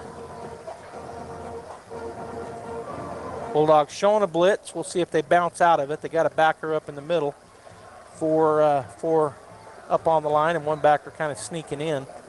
Snap is back. They're going to throw the slip screen, and the Bulldogs missed the first tackle, missed the second tackle. The third one will not be denied. And I'll tell you what, number 52, or Kroza comes over from his defensive line and makes that tackle. Yeah, he's a great hustle down the line because the first two Bulldogs missed him. So just real quick, to stop that running game, the Bulldogs are stacking the box. By that, we mean the offensive tackles, inside the offensive tackles. And then we're stacking our linebacker, middle linebacker, and outside linebacker. And so now they're going outside. Snap back, turn, hand it off, go to that right side. Boy, he breaks outside. A lot of room. Bulldogs are going to have to chase him down, which they do. But a big pickup of over 20. It'll be 1st and 10 for the Eagles. That's right. They hand him off in the backfield, but then he bounces outside because we have so many people in the box, and Charlie Campbell has to run him down on the sideline over there. So all the way down to the Bulldog 41-yard line, 1st and 10 for the Eagles. Wide side of the field, they have a slot and a wide out. Short side, one receiver, running back to the right, and one running back to the backside of the quarterback, Beatty. Snap back, he pumps the ball. He's going to throw it deep. Bulldogs defense is there. It is going to be caught. First down inside the 15-yard line. That's a great job by Braddock Beatty. He just went up over our defender, McDonald, and caught that ball way up in the air and came down with it. So that's a great catch by him. Pump and go, and it ends up working it out. He went up to the high point of the ball, as you said, and brought it down. 1st and 10 at the Bulldog 12-yard line. Beatty looking over the Bulldog defense. Snap is back, going to turn, hand it off up the middle, and then breaks out to the left side. He'll get all the way down inside the 5-yard line, just short of the first down. Yeah, I was watching our linebackers that time, and the offensive line got such a good push, 3 yards deep, that they couldn't step up into the lane because there was too many bodies in front of them. So good job by the Eagle offensive line. 2nd down and 2 at the 4-yard line of the Bulldogs. Beatty looking over the defense. Snap back. Boy, there was a false start. They didn't call it. They're going to throw a corner route, and it's going to be caught. Touchdown, Hobbs. And that's Braddock Beatty again. And I'm going to tell you, folks, I've been meaning to cover this. Braddock Beatty is 6'2", 160. Justin French, another wide receiver, is 6'2", 170. Gabriel Henry, 6'3", 200. So their receivers are all over 6 foot, and our corners and our safeties are not. Yeah. And that was just a jump ball in the corner of the end zone that he won. So it'll be 38-40. They're going to line up and go for 2 points here as the Bulldogs lead by 2 with 6:14 to go in the ball game. And they're going to go a full backfield in the shotgun and run it back on either side. And then Artesia, boy, this is a tough place to me to call a timeout, Robbie, but they called it, and so we're going to keep it here. But on a 2-point conversion in a tight game like this, but I'm not the coach. That takes us down to 1 timeout. Hobbs still has 2 left in the game with 6:14 remaining. But that we may need our timeouts later in the game. That's why you're saying what you're saying. Well, the first one we took in the second half was on us going for 2. Yep. And then the second one we take is on them going for 2. That's one of those things that I know the Bulldogs will work on. You don't want to lose those timeouts in situations like that. But it's early in the season. There's things that the Bulldogs and every team are working on and trying to get right. And so, they took the timeout, and that's how it is. So they have 1 remaining. They don't want them to score here. So maybe that's, maybe they said, look, we got to be right for this 2-point conversion. We need to keep them out of it and keep the lead. If Hobbs is able to get it, it'll tie it up. So they're going to line back up at that full house backfield out of the shotgun, a receiver on either side.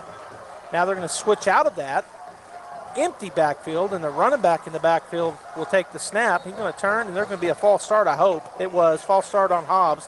I was going to say, I hope we didn't get into the backfield, into the red zone, but we didn't. Danny Parker just helped me out, Joby. Lovington 30, Portales 7 in the 4th quarter. And Roswell 41 over Alamogordo 14. So thank you, Danny. So how's Danny getting those scores, I'm wondering? Danny's better than me. Well, okay, but still. And he has nothing else to do right now but sit there and look up scores. I'm just wondering where he went to get them. Because you're looking at the normal places. No, All right. Go ahead. That backs them up. 5 yards. Snap is back. He's looking to throw it. He does throw it. It's going to be broken up. I thought he was going to be able to pull it in, but the Bulldogs end up breaking it up. Trying to get it to Gabriel Henry on the slant route. Charlie Campbell right there reaches out in front of him, and like you, I thought he was going to intercept it, but he couldn't bring it in, but incomplete anyway.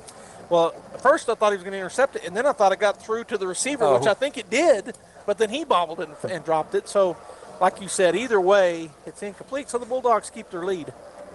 It's going to be 40-38 with 6:14 to go when they come out to kick off. We're going to keep it right here, so I'll let you talk about that drive. Well, the Hobbs Eagles took 6 plays that time to go 80 yards.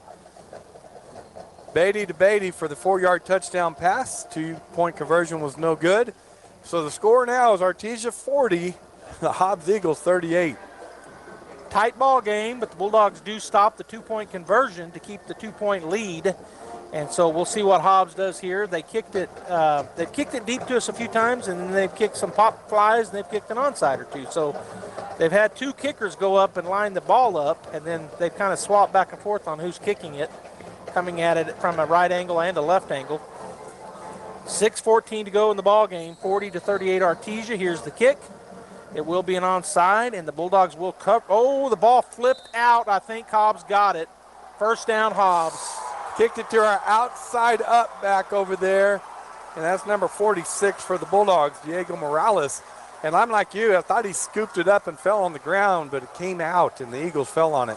Yeah, it shot back between his legs, and so the Hobbs Eagles get it. So the turnover on the kickoff gives Hobbs Eagles the ball at the 50-yard line. That was right where they had to get it to for it to be a legal forward kick, and they got it there and were unable to cover it. So with 6:14 to go in the ballgame, Hobbs gets the ball back and will try to score, of course. Beatty looking over the Bulldog defense. Now he brings his running back up beside him. Snap back, going to throw the slip screen over here, and the Bulldogs play it pretty good. They were ready to put the hit on. The ball goes through the hands, incomplete. Yeah, Justin French out here just couldn't bring that ball in, but Hardcrow had him dead to right if he had caught that ball because he was coming hard. Second down and 10 at the 50. Hobbs Eagles will stay in that same, well, we'll see if they stay in the same look. Now they're going to send the slot over to the short side of the field, the wide side with one receiver, running back to the left of Beatty and one running back behind him in the shotgun. Snap back, turn, and hand it off. He does hand it off, and the running back breaks through that left side. He just runs over a Bulldog before he's finally tackled, drugged down after a pick of 16. Senior running back Ricky Gonzalez, 5'8", 205 pounds, running through some tackles, picking up the first down for the Eagles. So it'll be first and 10 at the Bulldog 36-yard line. Ball now on the far hash. Bulldogs going from the south to the north here on a beautiful night in Hobbs. Breeze was blowing pretty good earlier, just a nice breeze. Now it's pretty still here at Hobbs, Watson Memorial. Deming 28, Oregon Mountain 21 in the fourth quarter. All right, so the quarterback, Beatty, again has 2 running backs in the backfield with him in the shotgun. And now we got a flag, and it's going to be false start on Hobbs, so they'll back them up 5. Boy, long game, hard-fought game, second game of the season. You know they're tired, and they're just gutting it out right now. Both sides of the ball, defense, offense on both teams. It's just a long night, 9:35, and you're having some mental mistakes there. Jump. They didn't do that first half. All right, so they're going to line up in that same lineup. They're going to have a slot and a wide out on the short side of the field. Ball on the far hash, running back to the right, and one behind the quarterback, Beatty. Snap back, going to turn, hand it off. They run a counter, and the running back's going to push forward. He's still on his feet, pick up about 7 yards. It'll be second and 7. So just back to that running game. The Bulldogs have got 4 down linemen and 2 linebackers again. They were having a 5-man front to shut that down, and so they're handing it off. That was Kennedy that time. Good pickup by him. Second down and 7 after the pickup of 8. They're going to line up with this time with the wide out and a slot on the wide side of the field near us here in the press box. Running back to the left and one behind Beatty in the shotgun. Bulldogs with a 4 now sneaking up a corner like they're going to bring one off the corner, but there's going to be a flag thrown by the white hat. Illegal procedure, offense, 5 yards. Hobbs crowd didn't like it. I didn't see it. Did you see anything? He was way back there, 15 yards away, and he threw the flag, which is unusual. Oh, he said it was on 5-0. They asked him, and he still had his mic on. Well, that helps us out. Yes, it does. Backs him up, so it's going to be 2nd down and 12 instead of 2nd down and 7. And the coaches were saying who, and he said 5-0, but he still had his mic on. So now we know he's an interior lineman. Maybe even the center. I don't know. Maybe he twitched. 2nd down and 12. Beatty looking over the defense. Bulldogs looking to bring pressure. They drop out of it. 4-man rush. It's going to be thrown and missed by the intended receiver. Bulldogs all around him, but if he had just kept his eyes on it, he would have caught it. That's Braddock Beatty again, the junior wide receiver. I mean, he had found an open spot there, and the quarterback got it to him, but he just dropped it. Yeah, we've seen that play multiple times, kind of sitting down in the zone right there, and that time ball just squirted through his hands.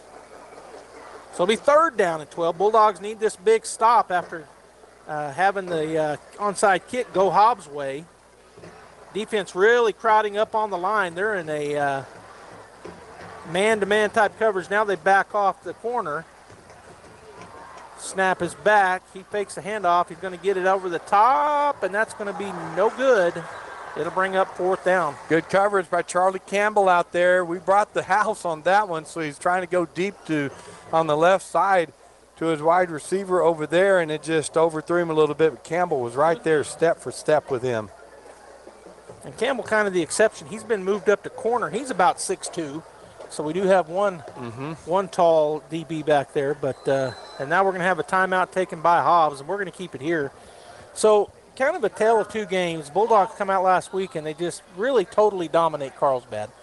And it wasn't even close. And Hobbs goes to Lovington and doesn't get dominated, but they get kind of handled by Lovington, who's in our district. Hobbs made a late comeback and made the score a little closer, and then now, and I think we talked about it, I know we talked about it off air, but maybe we talked a little bit about it on air, but the Bulldogs, Hobbs kind of has upper hand for whatever reason it feels like to us. It's recently anyway here at Hobbs Watson Memorial. Yeah, we struggle coming in here and just dominating. We just haven't done it over the years, and that's over many years. Yeah. But Hobbs is a good team, well coached, and I think one of the differences from last week to this week is they both had game film. Yeah. And so they're able to break it down. They're able to see the tendencies. They're able to look at things, and I think that's part of what we're seeing tonight. Bulldogs aren't coming out and dominating, but Carlsbad hadn't seen anything last week. All right, so they're going to set up and go for this. They got a slot and a wide out on either side, ball on the far hash. Kennedy's going to step up. Now he's going to step back behind Beatty in the shotgun. Snap is back. Bulldogs bring 4. They curl around. They're going to throw it deep. He's got a man wide open. Touchdown, Hobbs. Oh, he dropped it. No, he didn't drop it. That's number 3. Justin French, who's got excellent speed. He just ran a post route, and our defender was inside. He didn't keep a cushion on him to stay behind him. So French was about 5 yards behind our defender, and there was no way for him to catch up and make that play. So just a breakdown mentally by the secondary for the Bulldogs. On 4th and 11, you don't let anybody behind you. Well, it's pretty standard anyway in secondary. You don't ever let anybody behind you, especially on that play. All right, so they're deciding what they want to do here. Hobbs is, and they're going to move the ball. They're asking for the ball to move over to the near hash. Looks like they're going to go for 2. They lead 44-40 over Artesia with 5:07 to go in the ball game. As the quarterback taking a long look over to his coach. So they're definitely lining up and going for 2 right here. Kennedy will be to the right of Beatty in the backfield. Now he brings his receiver in closer on the left side. Snap is back. He's going to throw, looking to throw, looking. Bulldogs trying to get to him. It's going to be knocked down in the backfield, so the Bulldogs do not allow it. That's a great defensive play back there by number 29, Tootie McNeil. He's had a good night tonight, able to knock that pass down. So the Bulldogs are unable to stop them as they get that onside kick and score again to take the lead back. So back-to-back touchdowns for Hobbs. The score now 44-40 with 5:07 to go. And I will say this, that, I mean, I'm pretty hard on the secondary there. It's learning for them. Our starting secondary is all juniors. because we had a 2-year starting secondary in the last 2 state championship teams. They started as juniors, they started last year as seniors. So these guys are all coming in, and it's a different ball game as a sophomore playing against sophomore teams, and then coming in and facing, talent like you see at the varsity level, especially 6A talent. That scoring drive, 6 plays, 50 yards, 38-yard touchdown pass from Beatty to French, 2-point conversion, no good. Eagles lead 44-40. So I just want to cover that. We have a very young secondary, and they're going to get better and better and better. All right, so they line up with their 2 kickers again. They get the go-ahead. We'll see which one kicks. It looks like number 2 is going to do the honors. He's going to do a little blue kick over to the right side. Coming on strong. He's the receiver, backfield receiver, and he'll get out to about the 38-yard line. As soon as he gets off the ground, boy, they're just – is that Kahn? Yeah, it was Kahn that came up and caught it that time. Yeah, he came all the way from his backfield, all the way in the back, and made the catch. And that gets actually to the 39. So the Bulldogs answered with the defensive stop. They got the upper hand, scoring twice in a row after the defensive stop. But then Hobbs scores and then gets the onside and scores again. So now they're up 44-40, 5:04 to go in the ball game. The Bulldogs offense on the field, ball on the far hash. Lindo to the left of Casadas. They rush 4 as he steps back to throw it. Now he's going to step up under pressure, and he'll run down the field, and he will pick up about 7, 8, 9, maybe 9 yards. Casadas, when he's running and he wants to put a move on somebody, he almost trips himself up sometimes because he knows what he wants to do, and his feet aren't quite there. All right, so a pickup of 9. It'll be 2nd down and 1 from the 49-yard line of the Bulldogs. As he gets his play, they were over there on that sideline, so he just talks to Coach Mop and he gets the play. He's in the huddle now, giving it down to 13 seconds on the play clock. A formation, Galindo to the right. Wide split over here for the Bulldogs. Snap is back, going to turn, throw it the other way. No, he fakes it, looking to throw it deep. He makes the first man miss. He gets around the second man. He'll end up picking up the first down on the pickup of about 2. Number 44 read that. So he kind of dropped back into coverage because out of time, so he pulled the ball back down. That's Peyton Davis, number 44. So then 44, Davis came in after Gonzalez, and he just left him standing there. He just gave him a little juke move and moved around him and picked up the first down. Gonzalez is super athletic. The old Jukarama. 1st and 10 at the 50. We're down to 4:48 in the ballgame. 12 seconds on the play clock when the Bulldogs break the huddle. Ball on the far hash, slot and a wide out on either side, running back Galindo to the right of Casadas in the A formation. Snap is back, going to turn, fake the throw, handoff, a draw, and going to power forward and almost pick up the first down after he's tripped. Well, it was good delay play there as they let the lineman come, and when you do that, you block him out. You open up the middle and hand it off to Galindo and let him just do what he does. So good pickup there. Pick up a 7. It'll be 2nd down and 3 for the Bulldogs. 4:24 and counting. Lindo to the right of Casadas in the shotgun. Look for the snap. He has it, looking to throw the ball. Going to step away from pressure. Now he's going to step back. He's going to throw it, and there's a flag out there right where it's probably defensive holding would be my guess. We'll see what the call is. Yeah, that's Kahn out there who had run a route. I think you're right on that. And then he adjusted as he was the scramble drill. Tried to feed it in there to him. He was guarded by number 33, Tristan Davis. So it was defensive holding. Kahn was one being held. And so the ball will be moved forward. It'll be Bulldog 1st down at the Hobbs Eagles. Well, they hadn't marked it off yet.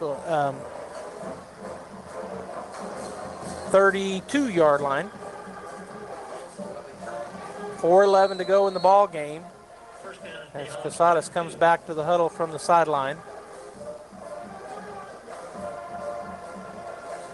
In the huddle, he's got his slot and wide out stayed outside of the huddle over there, and now Lopez is going.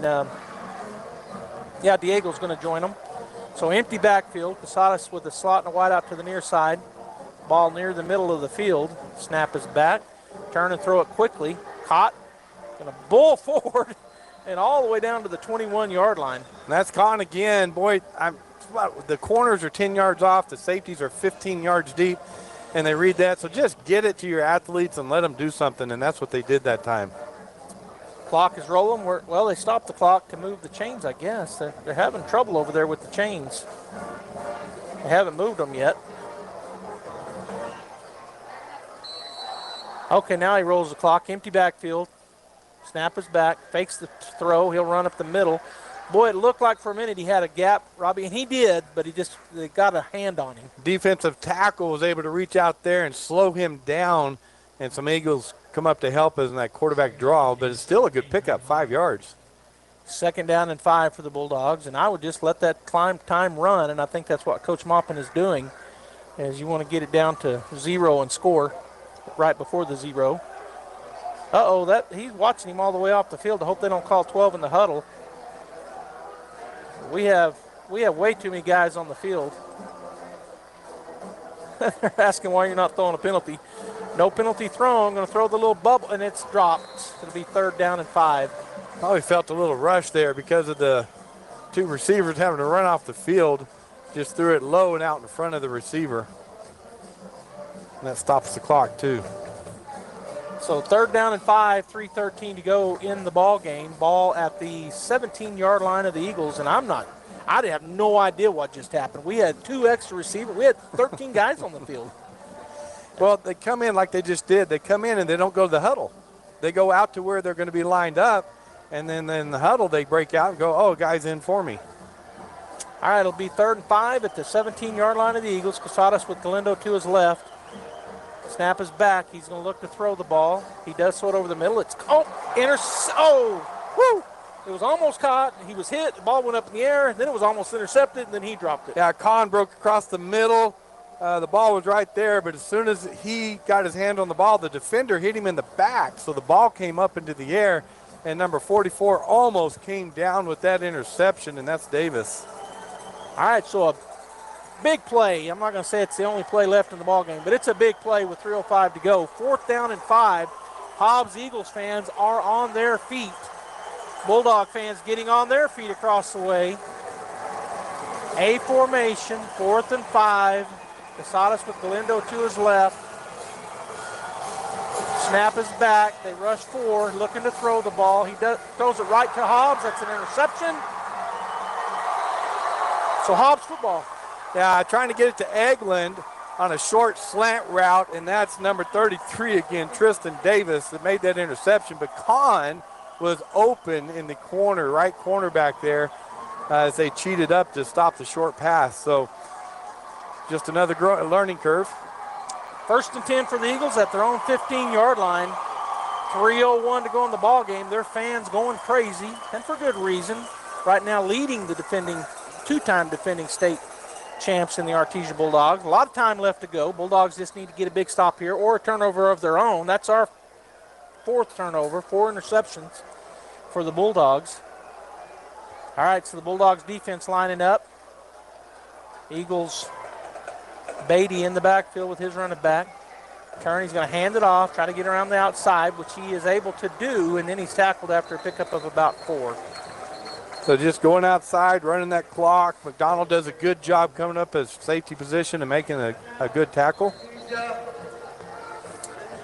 So the Bulldogs take their final timeout with 2:45 to go. So they're gonna bank on stopping them here is what the goal is, Robbie, and they can get a turnover or a stop and make them punt the ball and get the ball back. 2:55 to go in the ball game. That was a pickup of 5. He ended up getting the ball out to the 20, so it'll be 2nd and 5 from the 20. And we came over here 2 years ago, Joby, and wound up winning the state championship that year. But we came over here 2 years ago, had a shootout with Hobbs that night. It was 69-48. Hobbs won that game. So over 100 points in that game, and we're sitting here right now with 88 points in this game as the Bulldogs trail 44-40, and basically another shootout here. Well, the Bulldogs, with their last timeout, will need to get a stop, I think, with 2:55. They need, if Hobbs gets a 1st down, it may be over. It's going to be tough. We're going to have to get a stop right here. That's why they called a timeout. It is their final timeout, so they need to get a big tackle for loss or an interception or a fumble as they line up ready to go, running back to the left and one behind, and now the one behind goes into motion. Beatty with one running back in the backfield with him. Snap is back. He's just going to run it, and he will be tackled. Well, nope, he broke the tackle. and he will end up getting the first down. And you don't see that tackle broken very often by who had a hold of him. No, you don't, because that's Grantham that had a hold of him, and he just ran through that tackle and went and picked up the first down. So that's a great effort by Beatty. 1st and 10 at their own 26-yard line, down to 2:44 and counting. Bulldogs cannot stop the clock. They will not run. They will not pass the ball. I can virtually guarantee it. It's going to be run, run, run. Bulldogs still have a chance here, down to 16 on the clock. They got to get 3 big stops or a turnover, and that's going to be the goal. Strip that ball away from whoever's running it. Beatty with a running back to his left, one behind him in shotgun, snap his back, turn and hand it off to the first guy. He breaks on the left side. A lot of room to run. He's going to pick up 12 yards. That's number 28, getting the ball again. Ricky Gonzalez, the senior running back for Eagles, and just another first down pickup for them. So we're down to 2:15 and counting as the Bulldog defense awaiting the next play. I'm watching the Hobbs coaches talking to the sideline judge saying something ain't right. I don't know what's not right, but he was sure pointing at the clocks. Well, he's yelling up here at the press box. Yeah. Coach is. Whatever it is, and now they're going to stop the clock. Reset the game, the play clock at 25. What? And the game clock at 2:15. I was going to say they didn't win that battle. I thought they won a good battle there, but he set the play clock back to 2:25 or 2:15. So now the clock's running, but they get 10 extra seconds to run off here. And maybe that's why they were going crazy, because they knew that it was wrong. So we're down to 2:04 and counting. Hobbs doesn't have to run the play for 9 seconds. They'll let it run all the way down to 1 would be my guess. 3, 2, they're going to snap it at 2, hand it off. And Bulldogs need to strip that ball, pick up of about 4. Grantham makes the tackle on right. And actually spin around and get 5. So it'll be 2nd down and 5 at their own 44-yard line as we go down to 1:35, play clock at 30.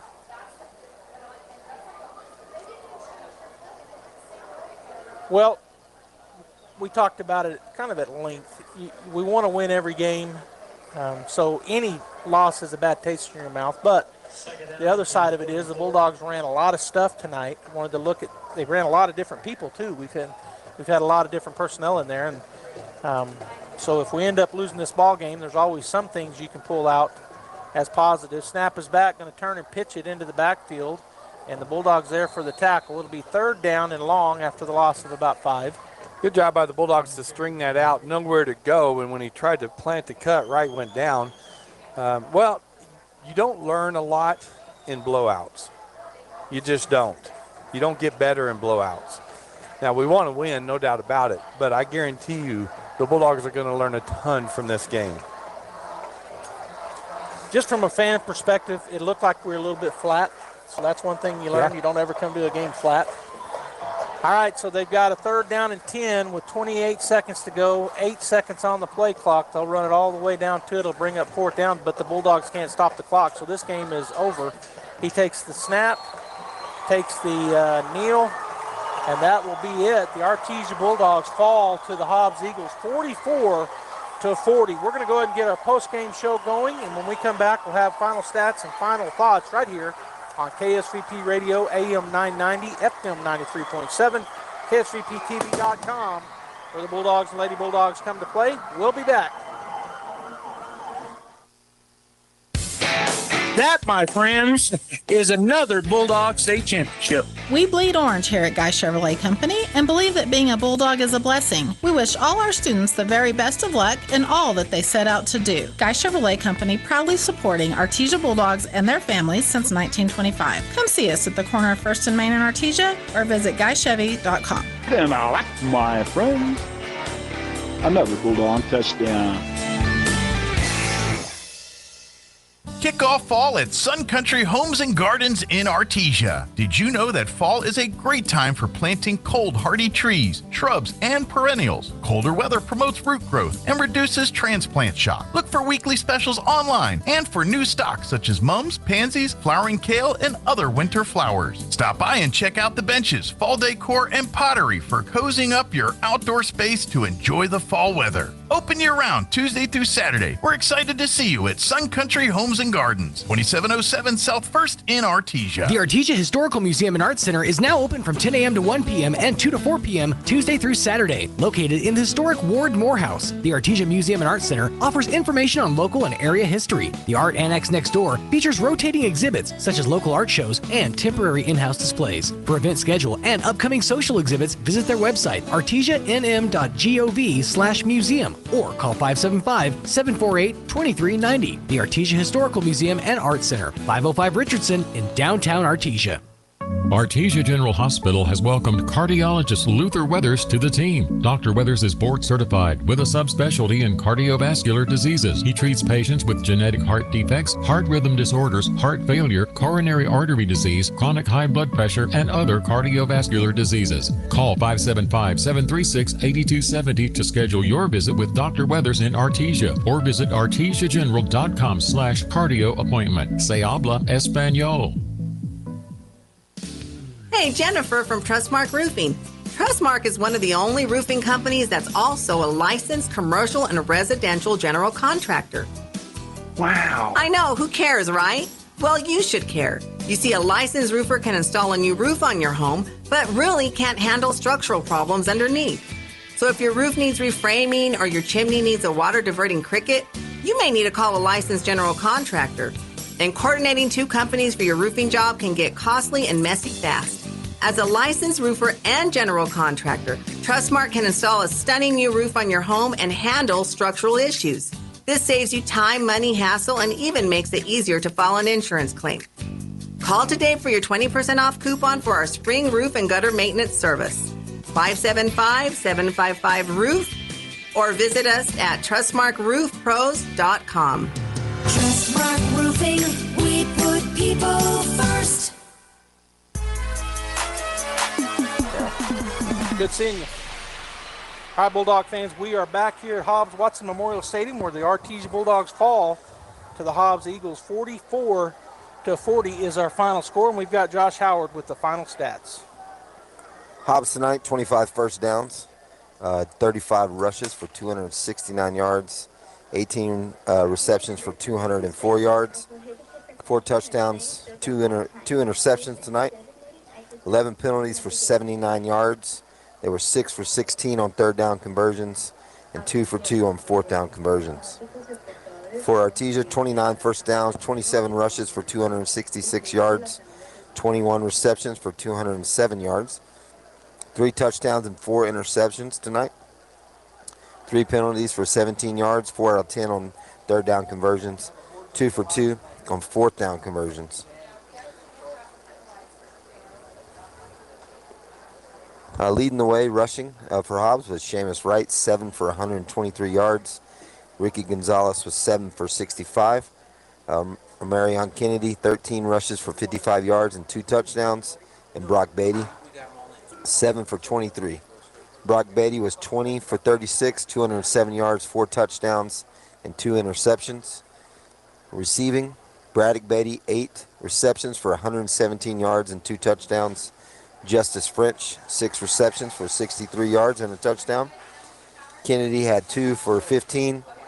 Chalaria had 1 for 6, and Gabriel Henry had 1 for 3 and a touchdown. Artesia leading the way rushing was Frankie Galindo, 11 rushes for 138 yards and 2 touchdowns. Cazares had 13 rushes for 105 yards and a touchdown. Ethan Kahn had 2 for 22, and Caleb Murray 1 for 1.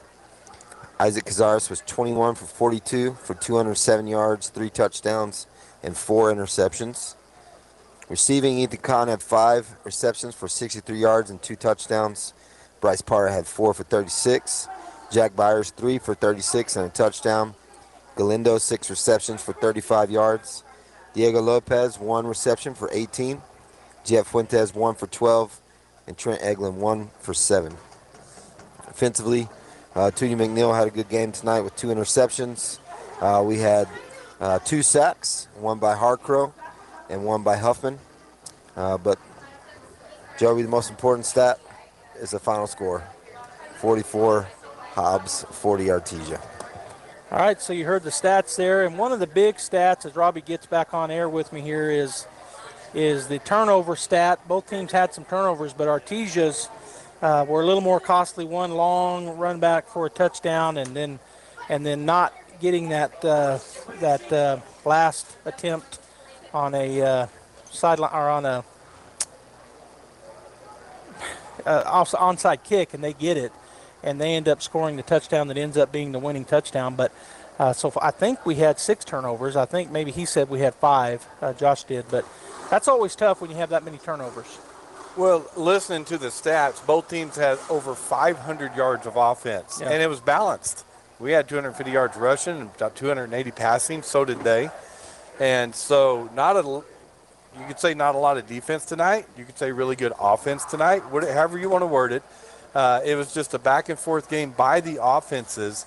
And then when they had 2 turnovers and we had 5 or 6 counting the onside, that's just, in a game like this, it's very difficult to overcome the differential in the turnovers there. And the Bulldogs didn't overcome it tonight. Yeah, so they do fall short by 4 points. It is early in the season, obviously. We're 1-1 now. Hobbs goes 1-1. And Gene's trying to show me something, but I can't read it, so I'm going to have to pull up my glasses here. So we beat Goddard today in boys soccer 2-1, and fell to Capital 0-1. So play Aztec tomorrow, and they're at the Los Alamos tournament. So boys soccer update for you. But here, Robbie, 44-40, the loss. We go 1-1 on the season, and we continue our early preseason tough schedule as we take on Centennial next Saturday at the Field of Dreams in Las Cruces. Yeah, and Centennial ranks second in the state right now of all teams, 6A, 5A, doesn't matter. So very, very difficult, very tough team, well coached, physical, big, fast, strong. But as we said, the Bulldogs are going to go home tonight. Tomorrow they're going to hit the film room, and Sunday, and they're going to come out and adjust to everything. Everybody on the field for the Bulldogs is going to learn and grow tonight. They're going to be better next week because of what happened tonight.